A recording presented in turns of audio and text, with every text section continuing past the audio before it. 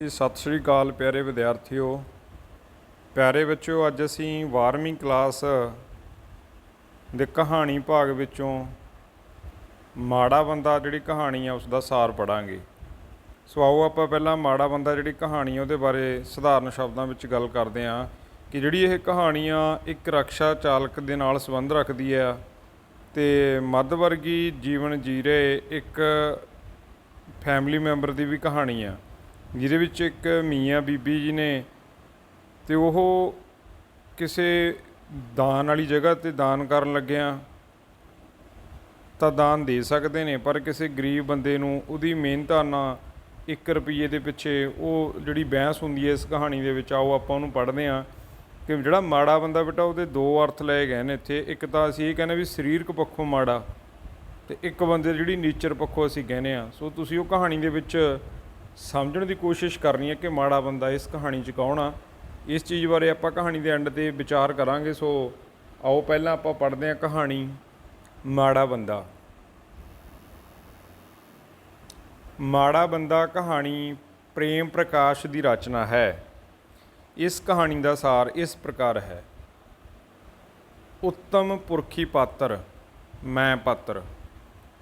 लेखक की पत्नी ने एक रिक्शा चालक ਜਾਂ एक रिक्शा वाले नाल सब्जी मंडी तो घर तक 2 रुपए कीते सन, पर घर पहुँच के ਉਹ अड़ गया ਅਤੇ 3 रुपए मंगण लगा। आवाज़ सुन के लेखक उत्तम पुरखी पात्र बाहर निकल आया। रिक्शे वाले ने लेखक के सामने ही उसकी पत्नी दे दिते 2 रुपए भगा मारे। इस ते लेखक नूं गुस्सा आ गया। जद ਉਹ रिक्शे वाले ਨੂੰ ਕਮੀਨਾ ਆਖ ਕੇ ਮਾਰਨ ਲੱਗਾ ਤਾਂ ਉਹ ਭੈੜੀਆਂ ਜਿਹੀਆਂ ਨਜ਼ਰਾਂ ਨਾਲ ਦੇਖਦਾ ਰਿਕਸ਼ਾ ਲੈ ਕੇ ਤੁਰ ਗਿਆ ਅਤੇ ਨੇੜੇ ਦੇ ਚੌਂਕ ਵਿੱਚ ਜਾ ਖੜਾ ਹੋਇਆ। ਸੋ ਬੇਟਾ ਇੱਥੇ ਲੇਖਕ ਹੈ, ਲੇਖਕ ਦੀ ਪਤਨੀ ਹੈ। ਜਿਵੇਂ ਅਸੀਂ ਰਿਕਸ਼ਾ ਕਰਵਾ ਲੈਂਦੇ ਹਾਂ ਕਿ ਭਾਈ ਇੱਥੋਂ ਦੂਸਰੀ ਗਲੀ 'ਚ ਜਾਣਾ, ਤੂੰ ਚੱਲੇਗਾ। ਤੋ ਰਿਕਸ਼ਾ ਚਾਲਕ ਬੇਟਾ ਸਾਡੇ ਨਾਲ ਤੈਅ ਕਰ ਲੈਂਦੇ ਨੇ ਕਿ ਜੀ ਮੈਂ 5 ਰੁਪਏ ਲਊਂਗਾ ਜਾਂ 2 ਰੁਪਏ ਲਊਂਗਾ ਜਾਂ 10 ਰੁਪਏ ਲਊਂ। तो कई बार बेटा असीं उन्होंने कह के क्या नाल ही गली च जाना, असीं 4 गलियां अगे लै जाने तो उत्थे जाके रिक्शा चालक जिहड़ा फिर वो कहंदा जी मैं तुहाडे नाल बाट के मुताबक आया सी भी इत्थे लग ही जाना, बट तुसीं दूर ले मैनूं वध पैसे दो। इत्थे बेटा जिहड़ा रिक्शा चालक आ वो गलती की करदा कि 2 रुपये नूं भगा के मारदा। ये नहीं कहंदा जी तुसीं मैनूं 2 गलियां कह के लैके असीं थोड़ी बाट ज़्यादा आ, तुसीं मैनूं रुपया वध दे दो।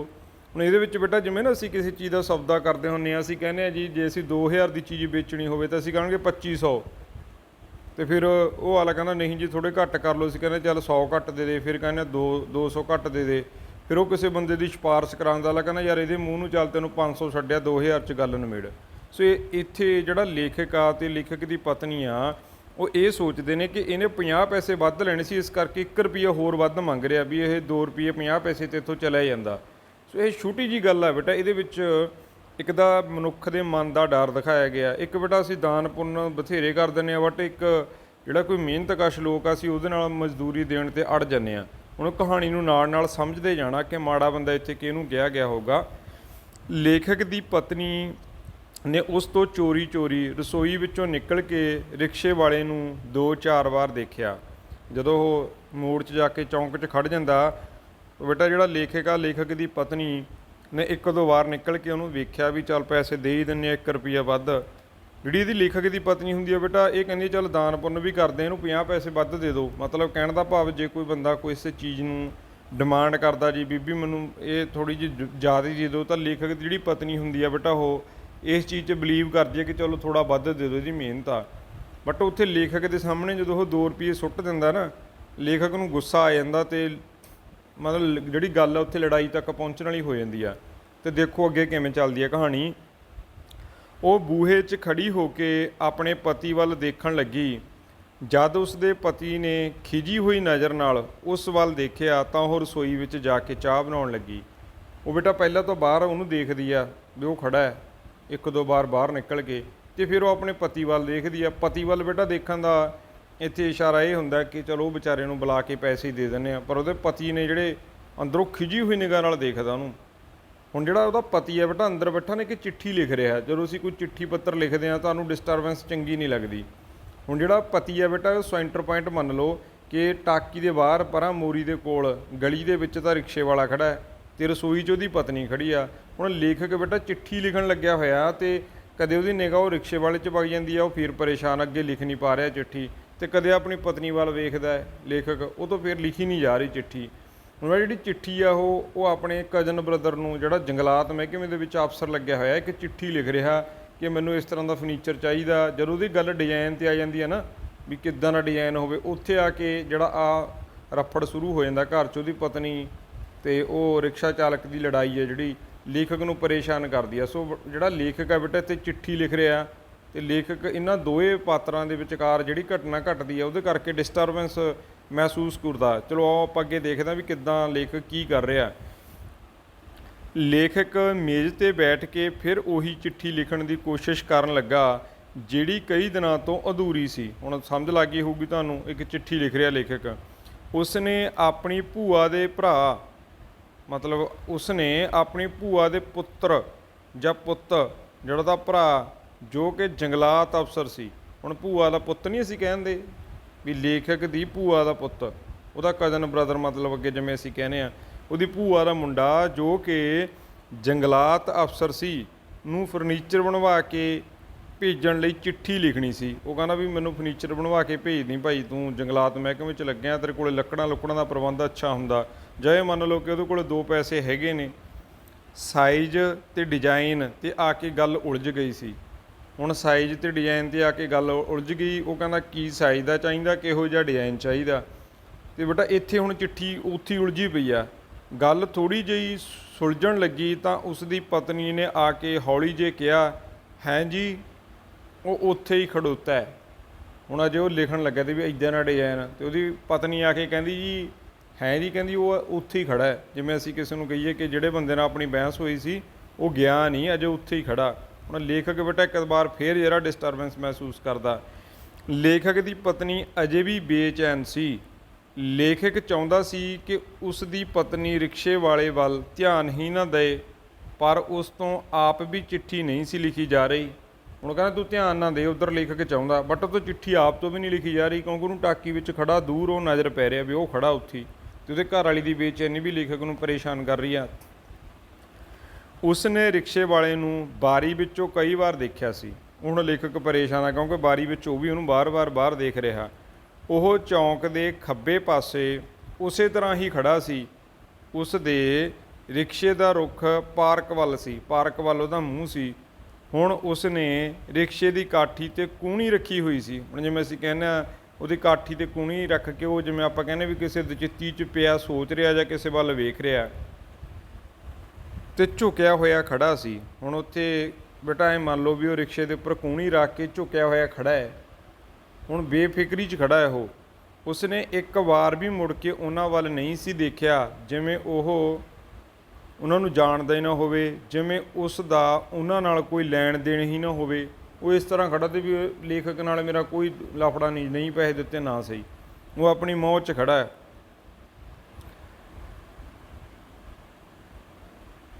ਉਸ ਦੀ ਪਿੱਠ ਕੁੱਬੀ ਹੋਈ ਪਈ ਸੀ। ਹੁਣ ਬੇਟਾ ਉਹਦੀ ਆਇਡੈਂਟੀਟੀ ਆ, ਉਹ ਜਿਹੜੇ ਬੰਦੇ ਦੇ ਇਹਨਾਂ ਨੇ 1 ਰੁਪਈਆ ਨਹੀਂ ਉਹਨੂੰ ਦਿੱਤਾ, ਉਹਦੀ ਆਇਡੈਂਟੀਟੀ ਕੀ ਹੈ? ਕਹਿੰਦੇ ਉਸ ਦੀ ਪਿੱਠ ਕੁੱਬੀ ਹੋਈ ਪਈ ਸੀ ਅਤੇ ਇਸ ਦੇ ਸੱਜੇ ਮੋਢੇ ਦੀ ਹੱਡੀ ਤੱਕ ਭੈੜੀ ਜਿਹੀ ਬੁਰਸ਼ਟ ਤੋਂ ਭਾਵ ਹੁੰਦਾ ਬੇਟਾ ਸ਼ਰਟ, ਵੀ ਭੈੜੀ ਜੀ ਸੱਜੇ ਮੋਢੇ ਤੱਕ ਦੀ, ਮਤਲਬ ਜੇ ਅਸੀਂ ਕਹੀਏ ਵੀ ਸੱਜੇ ਮੋਢੇ ਦੀ ਹੱਡੀ ਤੱਕ, ਹੁਣ ਇੱਥੇ ਤੱਕ ਉਹਦੀ ਵਿਚਾਰੇ ਦੀ ਇੱਕ ਭੈੜੀ ਜੀ ਸ਼ਰਟ ਪਾਈ ਹੋਈ ਆ ਉਹਨੇ। ਕਿਸੇ ਹੋਰ ਰੰਗ ਦੇ ਕੱਪੜੇ ਦੀ ਟਾਕੀ ਲੱਗੀ ਹੋਈ ਸੀ ਮੋਢੇ ਦੇ ਕੋਲ। ਕਹਿੰਦੇ ਇਹ ਟਾਕੀ ਤੋਂ ਭਾਵ ਬੇਟਾ ਨਾ ਪਹਿਲਾਂ ਜਦੋਂ ਬਹੁਤ ਜ਼ਿਆਦਾ ਮਤਲਬ ਗਰੀਬੀ ਵਾਲਾ ਸਮਾਂ ਹੁੰਦਾ ਸੀ ਉਦੋਂ ਕੱਪੜੇ ਲੀੜੇ ਨਹੀਂ ਸੀ ਜਦੋਂ ਕਿਸੇ ਇਨਸਾਨ ਤੋਂ ਜੁੜਦੇ ਨਾ, ਤਾਂ ਬੇਟਾ ਉਹ ਫਿਰ ਜਿਵੇਂ ਕੋਈ ਮੰਨ ਲਓ ਉਹਦੀ ਵਾਈਟ ਰੰਗ ਦੀ ਸ਼ਰਟ ਆ ਤਾਂ ਕਿਸੇ ਹੋਰ ਕੱਪੜੇ ਤੋਂ ਜੇ ਉਹਦੀ ਸ਼ਰਟ ਫਟ ਜਾਣੀ, ਉੱਥੋਂ ਗਲੀ ਨਿਕਲ ਜਾਣੀ ਸ਼ਰਟ 'ਚ, ਤਾਂ ਉਹਦੇ ਨੀਚੋਂ ਦੀ ਬੇਟਾ ਸਿਉਣ ਲਾ ਕੇ ਨਾ ਟਾਕੀ ਲਾ ਲੈਂਦੇ ਸੀ। ਸੋ ਟਾਕੀਆਂ ਵਾਲੇ ਕੱਪੜੇ ਵੀ ਬਹੁਤ ਮਤਲਬ ਇੱਕ ਇਮੋਸ਼ਨਲ ਕਹਾਣੀਆਂ ਨੂੰ ਬਿਆਨ ਕਰਦੇ ਨੇ। ਇੱਕ ਸਮਾਂ ਸੀ ਪੰਜਾਬ ਦੇ ਵਿੱਚ ਜਦੋਂ ਲੋਕ ਅੱਤ ਦੀ ਗਰੀਬੀ ਹੰਢਾਉਂਦੇ ਸੀ, ਉਦੋਂ ਟਾਕੀਆਂ ਵਾਲੇ ਕੱਪੜੇ ਪਾਇਆ ਕਰਦੇ ਸੀ। ਸੋ ਇੱਥੇ ਇਹ ਕਹਾਣੀ ਦੇ ਵਿੱਚੋਂ ਬੇਟਾ ਇੱਕ ਵਿਅੰਗ ਵੀ ਮਿਲਦਾ, ਇੱਕ ਸਾਨੂੰ ਚੀਜ਼ ਵੀ ਸਮਝ ਲੱਗਦੀ ਹੈ ਵੀ ਟਾਕੀਆਂ ਕੀ ਹੁੰਦੀਆਂ ਸੀ। ਟਾਕੀਆਂ ਵਾਲੇ ਕੱਪੜੇ ਵੀ ਪਾਏ ਜਾਂਦੇ ਸੀ, ਜਦ ਕਿ ਅੱਜ ਕੱਲ੍ਹ ਗੁੱਚੀ ਮੁੱਚੀ ਦਾ ਤੁਹਾਡੇ ਟੌਮੀ ਸ਼ੌਮੀ ਦਾ ਟਰੈਂਡ ਆ ਗਿਆ ਬੇਟਾ। ਅੱਜ ਕੱਲ੍ਹ ਸ਼ੌਂਕ ਨੂੰ ਪਾਟੇ ਹੋਏ ਕੱਪੜੇ ਪਾਉਂਦੇ ਨੇ, ਪਰ ਇੱਕ ਸਮਾਂ ਸੀ ਜਦੋਂ ਮਜਬੂਰੀ ਬਸ ਲੋਕ ਪਾਟੇ ਹੋਏ ਕੱਪੜੇ ਨਹੀਂ ਸੀ ਪਾਉਂਦੇ, ਫਿਰ ਵੀ ਟਾਕੀ ਲਾ ਕੇ ਪਾਇਆ ਕਰਦੇ ਸੀ। ਤੇ ਅੱਜ ਕੱਲ੍ਹ ਅਸੀਂ ਸ਼ੌਂਕ ਨੂੰ ਟਾਕੀਆਂ ਲਗਵਾਉਂਦੇ ਹਾਂ। ਤੇ ਆਓ ਆਪਾਂ ਫੇਰ ਤੋਂ ਜੁੜਦੇ ਹਾਂ। ਹੁਣ ਉਹਨੇ ਕਹਿੰਦਾ ਉਹਨੇ ਬੁਰਸ਼ਟ ਤੇ ਕਿਸੇ ਹੋਰ ਰੰਗ ਦੇ ਕੱਪੜੇ ਦੀ ਟਾਕੀ ਲੱਗੀ ਹੋਈ ਸੀ। ਮੰਨ ਲਓ ਵੀ ਚਿੱਟੀ ਸ਼ਰਟ ਤੇ ਪੀਲੇ ਰੰਗ ਦੀ ਟਾਕੀ ਲੱਗੀ ਹੋਈ, ਅੱਡੇ ਚਮਕਦੀ ਸੀ ਵੀ ਇਹ ਬੰਦੇ ਨੇ ਟਾਕੀ ਲੱਗੀ ਹੋਈ ਆ। ਉਸਨੇ ਕੱਛਾ ਪਾਇਆ ਹੋਇਆ ਸੀ ਅਤੇ ਇਸ ਹੇਠ ਉਸ ਦੀਆਂ ਕਾਲੀਆਂ ਸੁੱਕੀਆਂ ਲੱਤਾਂ ਸਨ। ਹੁਣ ਦਾ ਬੇਟਾ ਹੁਲੀਏ ਤੋਂ ਤੁਸੀਂ ਗੈਸ ਕਰ ਲਓ ਵੀ ਕੁੱਬ ਪਿਆ ਉਸ ਬੰਦੇ ਦੇ। ਮੈਲੀ ਕੁਚੇਲੀ ਜੀ ਇੱਕ ਟਾਕੀਆਂ ਵਾਲੀ ਸ਼ਰਟ ਪਾਈ ਹੋਈ ਆ, ਇੱਕ ਕੱਛਾ ਪਾਇਆ ਹੋਇਆ ਤੇ ਉਹਦੀਆਂ ਥੱਲੇ ਕਮਜ਼ੋਰ ਜੀਆਂ ਕਾਲੀਆਂ ਕਾਲੀਆਂ ਲੱਤਾਂ ਨੇ। ਹੁਣ ਇਸ ਤਰ੍ਹਾਂ ਦੀ ਜਿਹੜੀ ਉਹਦੀ ਬੇਟਾ ਰੂਪ ਰੇਖਾ ਸਾਹਮਣੇ ਆਉਂਦੀ ਆ ਵੀ ਕਿੱਦਾਂ ਦਾ ਸੀ ਵਿਚਾਰਾ ਉਹ। ਹੁਣ ਜੇ ਇਹਨੂੰ ਕਹੀਏ ਕਿ ਮਾੜਾ ਬੰਦਾ ਹੈ, ਹੁਣ ਬੇਟਾ ਇਹ ਸਰੀਰਕ ਪੱਖੋਂ ਮਾੜਾ ਬੰਦਾ ਹੈ, ਜਿਹੜੀ ਇਹਦੀ ਆਇਡੈਂਟੀਟੀ ਸਾਡੇ ਸਾਹਮਣੇ ਹੋ ਰਹੀ ਆ। ਉਸ ਦੇ ਸਿਰ ਦੇ ਵਾਲ ਮੈਲੇ ਤੇ ਉਲਝੇ ਹੋਏ ਸਨ। ਵਾਲ ਵੀ ਵਿਚਾਰੇ ਦੇ ਇਦਾਂ ਦੇ ਸੀ ਜਿਵੇਂ ਆਪਾਂ ਕਹਿੰਦੇ ਵੀ ਨਹਾਏ ਨਹੀਂ ਸੀ ਹੋਇਆ ਉਹ, ਜਾਂ ਉਹਦੇ ਵਾਲ ਉਲਝੇ ਹੋਏ ਸੀ। ਜਦ ਉਸਨੇ ਭੈੜਾ ਜਿਹਾ ਮੂੰਹ ਬਣਾ ਕੇ ਤੇ ਅੱਖਾਂ ਕੱਢ ਕੇ ਲੇਖਕ ਵੱਲ ਦੇਖਿਆ ਸੀ ਤਾਂ ਉਸ ਨੂੰ ਖਿਝ ਆ ਗਈ ਸੀ। ਰਿਕਸ਼ੇ ਵਾਲੇ ਵੱਲੋਂ 2 ਰੁਪਏ ਬੁੜ ਕਰਕੇ ਭਗਾ ਮਾਰਨ ਤੇ ਲੇਖਕ ਦਾ ਦਿਲ ਕੀਤਾ ਕਿ ਉਹ ਉਸ ਦੀਆਂ ਸੁੱਕੀਆਂ ਜਿਹੀਆਂ ਬਾਹਾਂ ਦੇ ਕਾਨੇ ਮਰੋੜ ਸੁੱਟੇ, ਪਰ ਉਸ ਦੀ ਪਤਨੀ ਨੇ ਉਸ ਨੂੰ ਰੋਕ ਦਿੱਤਾ।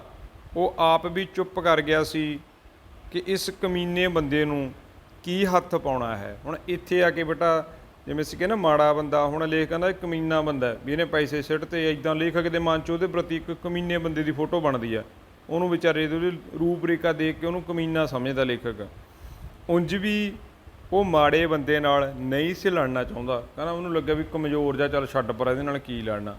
ਜਾਂ ਤਾਂ ਬੇਟਾ ਇੱਥੇ ਇਹ ਸਮਝ ਲਓ ਕਿ ਉਹਨੂੰ ਸਰੀਰਕ ਪੱਖੋਂ ਕਮਜ਼ੋਰ ਸਮਝ ਕੇ ਨਹੀਂ ਲੇਖਕ ਉਹਦੇ ਨਾਲ ਲੜ ਰਿਹਾ, ਜਾਂ ਬੇਟਾ ਦੂਸਰੇ ਪਾਸੇ ਅਸੀਂ ਸਾਡੀ ਮਾਨਸਿਕਤਾ ਨੂੰ ਘੁਮਾਈਏ ਸੀਗੇ ਕਿ ਚੱਲ ਮਾੜਾ ਬੰਦਾ ਗਰੀਬ ਹੈ ਇਹਦੇ ਨਾਲ ਕੀ ਲੜਨਾ, ਉਹਨੂੰ ਗਰੀਬੀ ਪੱਖੋਂ ਮਾੜਾ ਸਮਝ ਰਿਹਾ। ਜਾਂ ਬੇਟਾ ਉਹਨੂੰ ਵਿਚਾਰੇ ਨੂੰ ਗੰਦਾ ਬੰਦੇ ਚਾਹੇ ਜੇ ਉਹਨੇ ਕੱਪੜੇ ਪਾਏ ਹੋਏ ਨੇ, ਜਾਂ ਉਸ ਐਂਗਲ ਤੋਂ ਦੇਖਦਾ ਵੀ ਇਹ ਗੰਦੇ ਮੰਦੇ ਕੱਪੜੇ ਵਾਲੇ ਸੜੇ ਜੇ ਮਾੜੇ ਜੇ ਬੰਦੇ ਨਾਲ ਕੀ ਆਪਾਂ ਲੜਨਾ, ਵੀ ਭੈੜਾ ਬੰਦਾ ਜਿਹਨੂੰ ਕਹਿੰਦੇ ਆ। ਹੁਣ ਇੱਥੇ ਗੱਲ ਇਹ ਹੈ ਕਿ ਤੁਸੀਂ ਇਹਨੂੰ ਕਹਾਣੀ ਦੇ ਵਿੱਚ ਜਿਵੇਂ ਚਾਲ ਬਣਦੀ ਕਿਵੇਂ ਸਮਝਦੇ ਹੋ ਕਿ ਲੇਖਕ ਉਹਨੂੰ ਮਾੜਾ ਬੰਦਾ ਸਮਝ ਕੇ ਕਹਿੰਦਾ ਇਹਦੇ ਨਾਲ ਕੀ ਲੜਨਾ। ਪਰ ਉਸ ਤੋਂ ਇਹ ਬੇਇਨਸਾਫੀ ਵੀ ਸਹਿ ਨਹੀਂ ਸੀ ਹੁੰਦੀ ਕਿ ਰਿਕਸ਼ੇ ਵਾਲਾ 2 ਰੁਪਏ ਕਰਕੇ 3 ਰੁਪਏ ਮੰਗੇ। ਕਹਿੰਦਾ ਇਹ ਵੀ ਉਹਦੀ ਗੱਲ ਗਲਤ ਆ ਵੀ 2 ਰੁਪਏ ਦੇ ਇਹ ਕਰਕੇ ਆਇਆ ਰੇਟ, ਪਰ ਹੁਣ ਇੱਥੇ 3 ਰੁਪਏ ਮੰਗ ਰਿਹਾ, ਵੀ ਇੱਥੇ ਰਿਕਸ਼ੇ ਵਾਲਾ ਗਲਤ ਆ। ਇਹ ਤਾਂ ਮੰਗਣ ਜਾਂ ਠੱਗਣ ਦਾ ਕਮੀਨਾ ਤਰੀਕਾ ਹੈ ਵੀ 2 ਰੁਪਏ ਕਹਿ ਕੇ 3 ਮੰਗ ਲਏ। ਹੁਣ ਬੇਟਾ ਇੱਥੇ ਆਪਾਂ ਫੇਰ ਗੱਲ ਉੱਥੇ ਲੈ ਕੇ ਆਉਂਦੇ ਹਾਂ ਕਿ ਹੋ ਸਕਦਾ ਉਹ ਰਿਕਸ਼ੇ ਵਾਲੇ ਨੂੰ ਲੱਗੇ ਕਿ ਨਾਲ ਵਾਲੀ ਗਲੀ 'ਚ ਜਾਣਾ ਬਾਟ ਲਵਈ ਹੋਵੇ, ਤੇ ਜਦੋਂ ਬੇਟਾ ਉਹਨੇ ਆ ਕੇ ਦੇਖਿਆ ਵੀ ਕਿੰਨੀ ਦੂਰ ਆ ਗਿਆ ਮੈਂ, ਤੇ ਉਹਨੇ ਰੁਪਈਆ ਵੱਧ ਮੰਗ ਲਿਆ। ਹੁਣ ਇੱਥੇ ਲੇਖਕ ਵੀ ਦੱਸੂਗਾ ਅੱਗੇ ਕਿ ਮੈਂ ਉਹਨੂੰ ਪੈਸੇ ਦੇ ਦਿੰਦਾ ਜੋ ਇਹ ਕਹਿ ਕੇ ਮੰਗਦਾ ਕਿ ਬੀਬੀ ਜੀ ਆਪਾਂ ਬਾਟ ਦੂਰ ਪੈ ਗਈ ਇਸ ਕਰਕੇ ਵੀ ਮੈਨੂੰ ਰੁਪਈਆ ਮਿਹਨਤ ਦਾ ਵੱਧ ਦੇ ਦਿਓ। ਕਹਿੰਦਾ ਉਹਨੇ ਐਂ ਤਾਂ ਮੰਗਿਆ ਨਹੀਂ, ਕਹਿੰਦਾ ਪੈਸੇ ਵਗਾ ਕੇ ਮਾਰੇ। ਹੁਣ ਇੱਥੇ ਬੇਟਾ ਜੇ ਕੋਈ ਤੁਹਾਡੇ ਨਾਲ ਇਸ ਤਰ੍ਹਾਂ ਦਾ ਬਿਹੇਵ ਕਰੇ, ਸ਼ਾਇਦ ਅਸੀਂ ਵੀ ਉਹਦੇ ਨਾਲ ਚੰਗਾ ਬਿਹੇਵ ਨਾ ਕਰੀਏ। ਸੋ ਇੱਥੇ ਸਮਝਣ ਦੀ ਲੋੜ ਆ, ਦੋਵੇਂ ਧਿਰਾਂ ਨੂੰ ਨਾਲੋਂ ਨਾਲ ਸਮਝਦੇ ਜਾਣਾ ਕਿ ਕੌਣ ਸਹੀ ਆ। ਹੁਣ ਰਿਕਸ਼ੇ ਵਾਲਾ ਸਹੀ ਆ ਜਾਂ ਲੇਖਕ ਜੋ ਗੱਲਬਾਤ ਕਰਕੇ ਆਪਾਂ ਨੂੰ ਦੱਸ ਰਿਹਾ ਕਿ ਲੇਖਕ ਸਹੀ ਆ। ਰਿਕਸ਼ੇ ਵਾਲੇ ਨੇ ਜਦੋਂ 2 ਰੁਪਏ ਵਗਾ ਕੇ ਸੁੱਟੇ ਤਾਂ ਲੇਖਕ ਉਸ ਨੂੰ ਕਮੀਨਾ ਕਹਿ ਕੇ ਮਾਰਨ ਲੱਗਾ, ਤਾਂ ਉਹ ਕਹਿਣ ਲੱਗਾ ਗਰੀਬ ਹਾਂ ਨਾ, ਮਾੜਾ ਬੰਦਾ ਹਾਂ ਨਾ। ਇਹ ਕਹਿੰਦਾ ਉਹ ਭੈੜੀਆਂ ਜਿਹੀਆਂ ਨਜ਼ਰਾਂ ਨਾਲ ਦੇਖਦਾ ਰਿਕਸ਼ਾ ਲੈ ਕੇ ਤੁਰ ਗਿਆ। ਜਦੋਂ ਲੇਖਕ ਬੇਟਾ ਉਹਦੇ ਥੱਪੜ ਮਾਰਨ ਲੱਗਿਆ ਨਾ, ਕਹਿੰਦਾ ਮੈਂ ਗਰੀਬ ਆ ਨਾ, ਮੈਂ ਮਾੜਾ ਬੰਦਾ ਤਾਂ ਮਾਰ ਰਹੇ ਹੋ ਮੈਨੂੰ, ਤੇ ਉਹ ਲੇਖਕ ਰੁਕ ਜਾਂਦਾ ਤੇ ਉਹ ਰਿਕਸ਼ਾ ਲੈ ਕੇ ਅੱਗੇ ਲੰਘ ਜਾਂਦਾ, ਪੈਸੇ ਉੱਥੇ ਸੁੱਟ ਜਾਂਦਾ। ਲੇਖਕ ਨੂੰ ਪਤਾ ਸੀ ਕਿ ਰਿਕਸ਼ੇ ਵਾਲਾ 1 ਰੁਪਈਆ ਵੱਧ ਮੰਗ ਕੇ 50 ਪੈਸੇ ਹੋਰ ਲੈਣੇ ਚਾਹੁੰਦਾ ਸੀ। ਬੇਟਾ ਉਹੀ ਜਿਵੇਂ ਤੁਹਾਨੂੰ ਗੱਲ ਦੱਸੀ ਆ ਕਿ 2500 ਰੁਪਈਆ ਕਹਿ ਕੇ ਆਪਾਂ ਜੇ 2000 ਦੀ ਚੀਜ਼ ਵੇਚਣੀ ਆ। ਹੁਣ ਲੇਖਕ ਨੂੰ ਇਹ ਸੀ ਵੀ ਜਿਹੜਾ ਇਹ ਰਿਕਸ਼ੇ ਵਾਲਾ ਆਇਆ ਇਹ 3 ਰੁਪਏ ਮੰਗ ਰਿਹਾ, ਦਾ ਮਤਲਬ ਵੀ 50 ਪੈਸੇ ਦੀ ਮੰਗ ਹੋਰ ਕਰਦਾ। ਲੇਖਕ ਇਹ ਗੱਲ ਸਮਝਦਾ ਆਪਣੇ ਮਨ 'ਚ।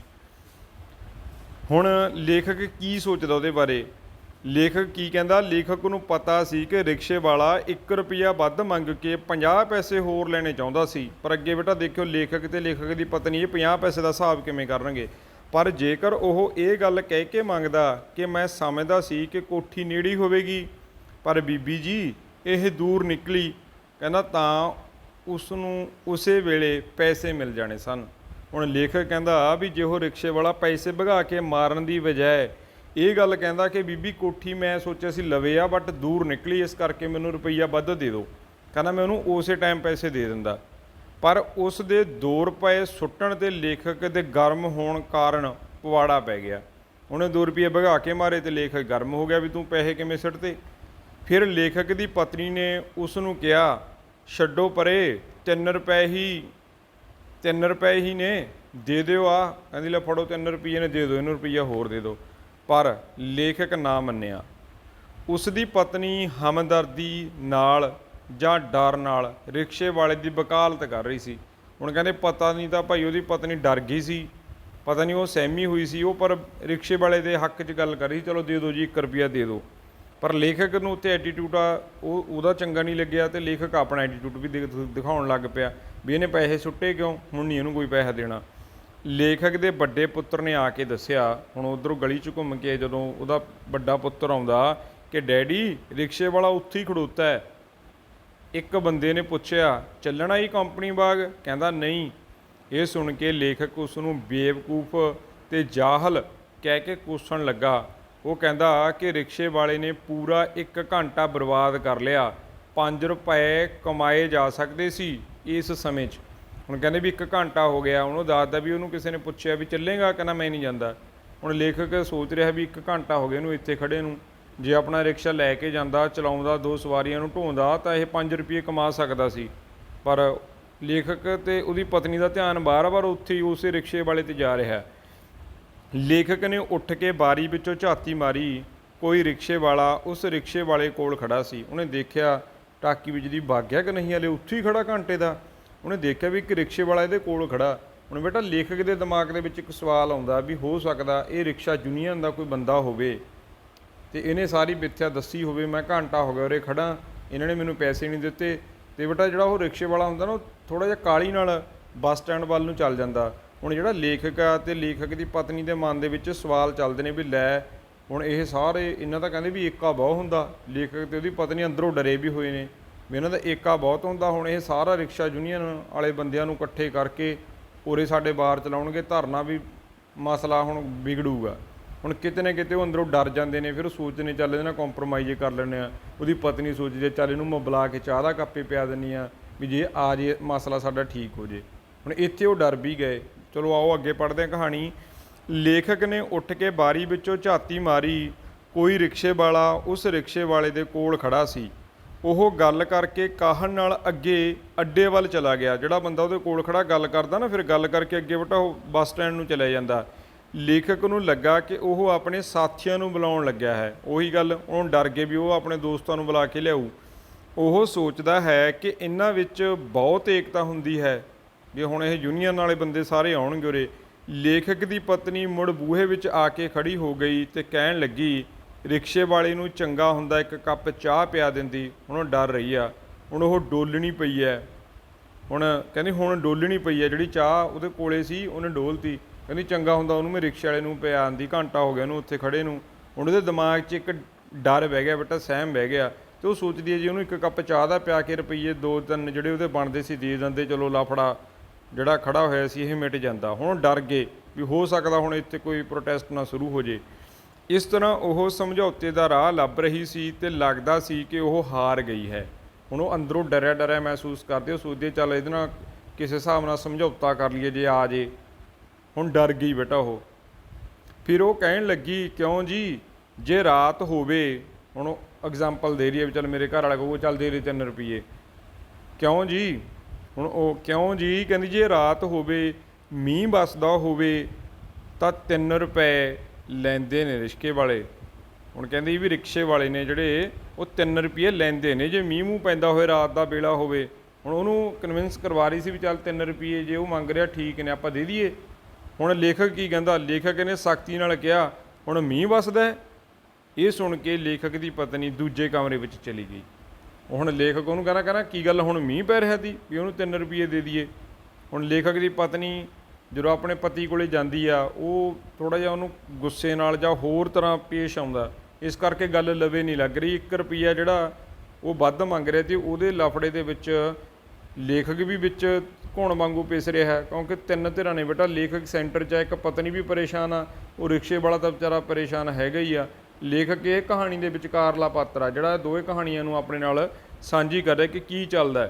ਹੁਣ ਉਹਦੀ ਪਤਨੀ ਦੀ ਸਥਿਤੀ ਵੀ ਲੇਖਕ ਨਾਲ ਨਾਲ ਦੱਸਦਾ ਜਾ ਰਿਹਾ ਵੀ ਉਹ ਦੇਖਦੀ ਆ ਬਾਰ-ਬਾਰ ਬਾਹਰ ਜਾਂਦੀ ਆ, ਉਹਨੂੰ ਆ ਕੇ ਗੱਲਾਂ ਵੀ ਕਰਦੀ ਹੈ ਕਿ ਜੇ ਮੀਂਹ ਪਿਆ ਹੁੰਦਾ ਜੀ ਫਿਰ ਵੀ ਆਪਾਂ ਰੁਪਈਆ ਵੱਧੇ ਦੇਣਾ ਸੀ, ਜੇ ਰਾਤ ਨੂੰ ਮੈਂ ਆਉਂਦੀ ਤਾਂ ਵੀ ਰੁਪਈਆ ਵੱਧ ਮੰਗ ਲੈਂਦੇ ਨੇ ਵੀ ਚੱਲ ਕੀ ਗੱਲ ਆਪਾਂ ਰੁਪਈਆ ਵੱਧ ਦੇ ਦਿੰਦੇ ਹਾਂ। ਹੁਣ ਕਿਉਂਕਿ ਉਹ ਡਰੀ ਵੀ ਬੈਠੀ ਆ, ਉਹਨੂੰ ਇਹ ਆ ਵੀ ਜੇ ਰਿਕਸ਼ੇ ਵਾਲੇ ਨੇ ਉੱਧਰੋਂ ਆਪਣੀ ਯੂਨੀਅਨ ਨੂੰ ਦੱਸਤਾ ਤਾਂ ਉਹ ਇਕੱਠੇ ਹੋ ਕੇ ਆ ਗਏ ਵੀ ਉਰੇ ਮਤਲਬ ਮਾਹੌਲ ਖ਼ਰਾਬ ਹੋ ਜੂ। ਹੁਣ ਉਹ ਕੰਪਰੋਮਾਈਜ਼ ਕਰਨ ਦੀ ਸੋਚ ਰਹੇ ਨੇ। ਹੁਣ ਇਹ ਸੁਣ ਕੇ ਲੇਖਕ ਦੀ ਪਤਨੀ ਦੂਸਰੇ ਕਮਰੇ 'ਚ ਚਲੀ ਗਈ। ਜਦੋਂ ਲੇਖਕ ਨੇ ਕਿਹਾ ਕਹਿੰਦਾ ਹੁਣ ਮੀਂਹ ਪੈਂਦਾ, ਲੇਖਕ ਨੇ ਚਿੱਠੀ ਪੂਰੀ ਕਰਨ ਲਈ ਥੱਕ ਹਾਰ ਕੇ ਲਿਖ ਦਿੱਤਾ। ਹੁਣ ਜਿਹੜਾ ਲੇਖਕ ਬੇਟਾ ਚਿੱਠੀ ਲਿਖਣ ਲਈ ਬੈਠਾ ਸੀ, ਉਹਨੇ ਲਾਸਟ 'ਤੇ ਪਤਾ ਕੀ ਕਹਿੰਦਾ ਬਾਕੀ ਗੱਲ ਅਗਲੀ ਚਿੱਠੀ ਵਿੱਚ ਲਿਖਾਂਗੇ। ਹੁਣ ਡਿਜ਼ਾਈਨ ਸੀ ਜਿਹੜੇ ਜੋ ਸੋਚ ਰਿਹਾ ਸੀ ਚਿੱਠੀ ਦੇ ਵਿੱਚ ਵੀ ਇੱਦਾਂ ਦਾ ਡਿਜ਼ਾਈਨ ਹੋਊਗਾ, ਜੋ ਵੀ ਕਲਪਨਾ ਕਰ ਰਿਹਾ ਸੀ ਉਹ ਫਰਨੀਚਰ ਬਾਰੇ, ਹੁਣ ਉਹਨੂੰ ਗੱਲ ਖਤਮ ਹੀ ਕਰਨੀ ਪਈ ਕਿਉਂਕਿ ਉਹ ਘਰ ਦਾ ਮਾਹੌਲ ਇੱਦਾਂ ਦਾ ਹੋ ਗਿਆ। 1 ਰੁਪਈਏ ਵਾਲੀ ਗੱਲ ਕਰਕੇ ਡਿਸਟਰਬੈਂਸ ਹੋ ਗਈ, ਚਿੱਠੀ ਪੂਰੀ ਨਹੀਂ ਹੋਈ। ਡਿਜ਼ਾਈਨ ਬਾਰੇ ਲੇਖਕ ਨੇ ਕਿਹਾ ਕਿ ਇਹ ਲਿਖ ਦਿੱਤਾ ਕਿ ਡਿਜ਼ਾਈਨ ਜਿਹੜਾ ਤੁਹਾਨੂੰ ਚੰਗਾ ਲੱਗੇ, ਕਹਿੰਦਾ ਜਿਹੋ ਜਿਹਾ ਡਿਜ਼ਾਈਨ ਤੁਹਾਨੂੰ ਠੀਕ ਲੱਗੂਗਾ ਉਹੋ ਜਿਹਾ ਡਿਜ਼ਾਈਨ ਭੇਜ ਦਿਓ। ਸੋ ਇਸ ਤਰ੍ਹਾਂ ਜਿਹੜੀ ਬੇਟਾ ਇੱਥੇ ਲੇਖਕ ਦੀ ਚਿੱਠੀ ਵੀ ਪੂਰੀ ਹੋ ਜਾਂਦੀ ਹੈ ਅਤੇ ਕਹਾਣੀ ਇੱਥੇ ਅੱਧ ਦੇ ਵਿੱਚ ਆ ਗਈ। ਹੁਣ ਲੇਖਕ ਨੂੰ ਆਪਣੀ ਪਤਨੀ ਦੀ ਇਸ ਆਦਤ 'ਤੇ ਖਿਝ ਆਈ ਕਿ ਜਦੋਂ ਵੀ ਕੋਈ ਮਜ਼ਦੂਰ ਝਗੜਾ ਪਾਵੇ ਤਾਂ ਵੱਧ ਪੈਸੇ ਦੇ ਕੇ ਖਲਾਸੀ ਕਰ ਲਈ ਜਾਵੇ। ਕਹਿੰਦੇ ਜਿਹੜੀ ਮੇਰੀ ਪਤਨੀ ਆ ਲੇਖਕ ਕਹਿੰਦਾ ਜੇ ਕੋਈ ਮਜ਼ਦੂਰ ਮਿਹਨਤ ਵਾਲਾ ਬੰਦਾ ਆਪਦੀ ਮਿਹਨਤ ਨੂੰ ਲੈ ਕੇ ਨਾ ਝਗੜਾ ਕਰ ਲੈਂਦਾ, ਕਹਿੰਦਾ ਉਹ ਕੁਛ ਪੈਸੇ ਵੱਧ ਦੇ ਕੇ ਉਹ ਤੋਂ ਖਹਿੜਾ ਛੁਡਾ ਲੈਂਦੇ ਵੀ ਚੱਲ ਆ ਭਾਈ ਚੱਕ 2 ਰੁਪਏ ਵੱਧ ਲੈ ਲਾ ਪਰ ਜਾ ਹੁਣ ਰੌਲਾ ਨਾ ਪਾ। ਹੁਣ ਲੇਖਕ ਨੂੰ ਆਪਣੀ ਪਤਨੀ ਦਾ ਇਹ ਗੁਣ ਵੀ ਲੱਗਦਾ ਅਤੇ ਕਿਤੇ ਨਾ ਕਿਤੇ ਉਹਦਾ ਉਹ ਔਗਣ ਵੀ ਲੱਗਦਾ ਕਿ ਵੱਧ ਪੈਸੇ ਦੇ ਦਿੰਦੀ ਆ, ਬਟ ਉਹ ਬੇਟਾ ਮਿਹਨਤ ਕਰਨ ਵਾਲੇ ਲੋਕਾਂ ਦੀ ਮਿਹਨਤ ਰੱਖਣਾ ਨਹੀਂ ਚਾਹੁੰਦੀ, ਦੇਣਾ ਚਾਹੁੰਦੀ ਆ। ਬਟ ਉਹਦਾ ਜਿਹੜਾ ਪਤੀ ਆ ਉਹ ਸਖਤੀ ਦਿਖਾਉਂਦਾ। ਉਹਦਾ ਪਤੀ ਬੇਟਾ ਸਖਤੀ ਕਿਉਂ ਦਿਖਾਉਂਦਾ ਵੀ ਜਿਹੜਾ ਉਹ ਰਿਕਸ਼ੇ ਵਾਲਾ ਉਹਨੇ ਪੈਸੇ ਵਗਾ ਕੇ ਕਿਉਂ ਮਾਰੇ। ਹੁਣ ਤਿੰਨੇ ਤਰ੍ਹਾਂ ਦੀ ਅਲੱਗ-ਅਲੱਗ ਮਾਨਸਿਕਤਾ। ਅੱਗੇ ਬੇਟਾ ਅਸੀਂ ਗੱਲ ਕਰਦੇ ਹਾਂ। ਹੁਣ ਲੇਖਕ ਨੂੰ ਆਪਣੀ ਪਤਨੀ ਦੀ ਇਸ ਆਦਤ 'ਤੇ ਖਿਝ ਆਈ ਕਿ ਜਦੋਂ ਵੀ ਕੋਈ ਮਜ਼ਦੂਰ ਝਗੜਾ ਪਾਵੇ ਤਾਂ ਵੱਧ ਪੈਸੇ ਦੇ ਕੇ ਖਲਾਸੀ ਕਰ ਲਈ ਜਾਵੇ ਅਤੇ ਅੱਡੇ 'ਤੇ ਬੈਠੇ ਮੰਗਤੇ ਦੀ ਇਹ ਗੱਲ ਮੰਨ ਲਈ ਜਾਵੇ ਕਿ 25 ਪੈਸੇ ਦਾ ਪਾਨ ਖਾ ਕੇ ਥੁੱਕ ਦਿੰਦੇ ਹੋ, ਇਸ ਗਰੀਬ ਦੀ ਤਲੀ 'ਤੇ ਥੁੱਕ ਦਿਓ। ਹੁਣ ਉਹਦੀ ਪਤਨੀ ਨੂੰ ਨਾ ਜਦੋਂ ਕੋਈ ਮਾੜਾ ਮੰਗਤਾ ਕਹਿੰਦਾ ਕਿ ਬੀਬੀ 5 ਰੁਪਏ 5 ਪੈਸੇ ਦਾ ਪਾਨ ਖਾ ਕੇ ਵੀ ਤਾਂ ਥੁੱਕ ਦਿੰਦੇ ਹੋ, 5 ਪੈਸੇ ਗਰੀਬ ਦੀ ਤਲੀ 'ਤੇ ਰੱਖ ਦਿਓ, ਵੀ ਜਿਹੜਾ ਪਾਨ ਖਾਂਦੇ ਹੋ ਉਹਨੂੰ ਵੀ ਚੱਬ ਕੇ ਬਾਹਰ ਹੀ ਥੁੱਕ ਦਿਓ, ਕਿਹੜਾ ਢਿੱਡ ਦੇ ਅੰਦਰ ਚੱਲਦਾ ਹੈ, ਵੀ 5 ਪੈਸੇ ਗਰੀਬ ਦੀ ਤਲੀ 'ਤੇ ਵੀ ਰੱਖ ਦਿਓ। ਅਤੇ ਉਹ ਜਿਹੜੀ ਪਤਨੀ ਆ ਉਹ ਬੇਟਾ ਇਹ ਸੋਚਦੀ ਹੁੰਦੀ ਆ ਕਿ ਚੱਲ ਪੁੰਨ ਸਮਝ ਕੇ ਉਹਨੂੰ ਦੇ ਦਿੰਦੀ ਆ ਵੀ ਚੱਲ ਲੈ ਲਾ ਇਹਨੂੰ ਪੁੰਨ ਸਮਝ ਕੇ ਦੇ ਦਿਓ। ਲੇਖਕ ਦੀ ਪਤਨੀ ਪੁੰਨ ਸਮਝ ਕੇ ਸੁੱਖ ਪ੍ਰਾਪਤ ਕਰਦੀ ਹੈ ਅਤੇ ਮੰਗਤਾ ਜਾਂ ਰਿਕਸ਼ੇ ਵਾਲਾ ਠੇਕੇ ਤੋਂ ਬੋਤਲ ਲੈ ਆਉਂਦਾ। ਹੁਣ ਲੇਖਕ ਕਹਿੰਦਾ ਮੇਰੀ ਪਤਨੀ ਦਾ 5 ਪੈਸੇ ਇਹਨੂੰ ਜਿਹੜਾ ਹੁਣ ਰੁਪਈਆ ਦੇਣ ਨੂੰ ਫਿਰਦੀ ਆ, ਉਹ ਕਹਿੰਦੀ ਹੈ ਨਾ ਵੀ ਦੇਖਿਓ ਜੀ ਰਾਤ ਨੂੰ ਵੀ ਰੁਪਈਆ ਵੱਧ ਹੀ ਦੇਣਾ ਪੈਂਦਾ, ਜੇ ਮੀਂਹ ਪੈਂਦਾ ਹੋਵੇ ਤਾਂ ਵੀ ਰੁਪਈਆ ਵੱਧ ਮੰਗਦੇ ਨੇ।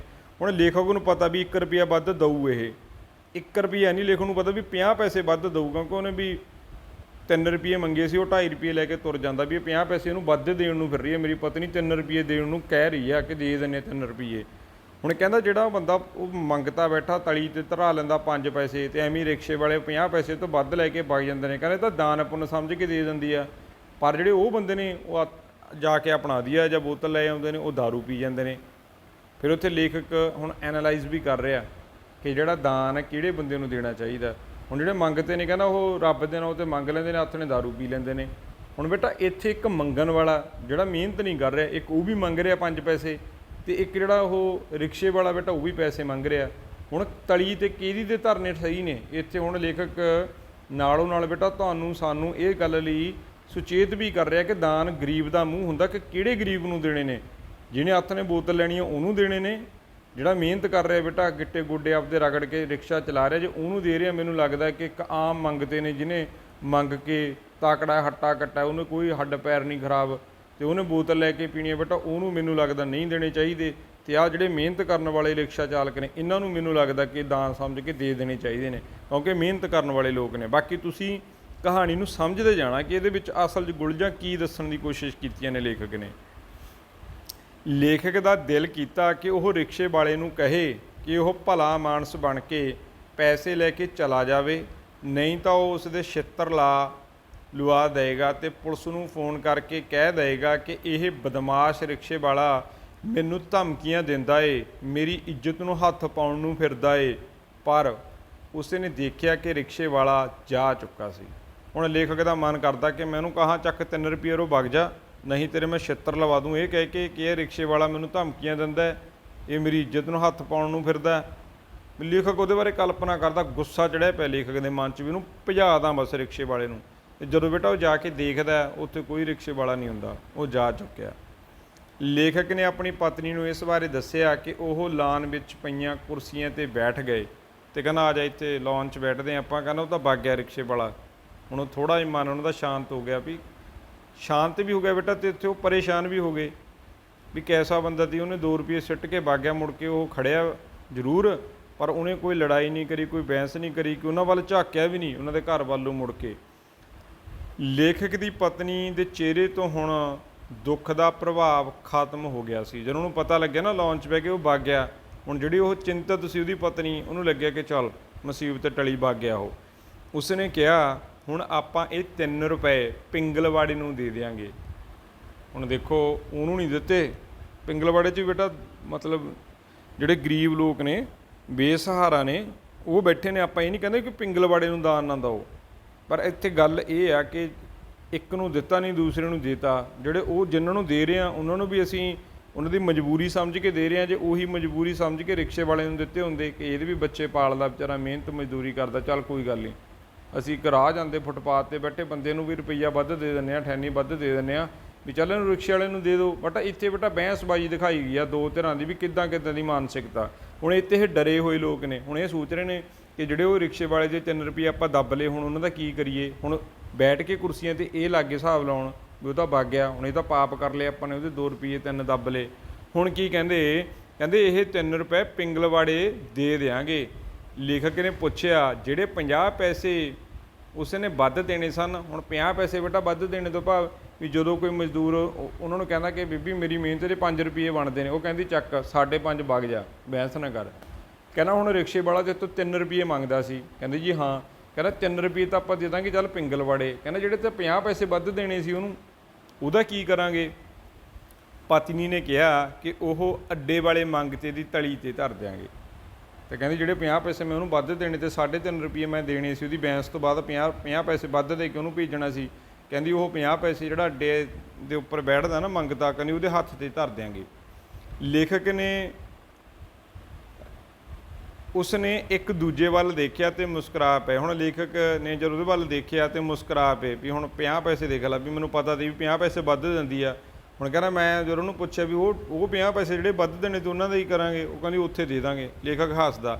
ਇਸ ਤਰ੍ਹਾਂ ਮਾੜਾ ਬੰਦਾ ਕਹਾਣੀ ਵਿੱਚ, ਜਿਹੜੀ ਇੱਥੇ ਕਹਾਣੀ ਖਤਮ ਹੁੰਦੀ ਆ, ਇਸ ਤਰ੍ਹਾਂ ਮਾੜਾ ਬੰਦਾ ਕਹਾਣੀ ਵਿੱਚ ਮੱਧ ਵਰਗ ਦੇ ਮਨੁੱਖਾਂ ਜਿਵੇਂ ਪਤੀ ਪਤਨੀ ਦੀ ਮਾਨਸਿਕਤਾ ਨੂੰ ਪ੍ਰਗਟਾਇਆ ਗਿਆ ਕਿ ਕਿੱਦਾਂ ਦੇ ਨੇ ਉਹ, ਜੋ ਉੱਪਰੋਂ ਤਾਂ ਤਾਕਤਵਰ ਹੋਣ ਦਾ ਦਿਖਾਵਾ ਕਰਦੇ ਨੇ ਪਰ ਅੰਦਰੋਂ ਬਹੁਤ ਕਮਜ਼ੋਰ ਨੇ।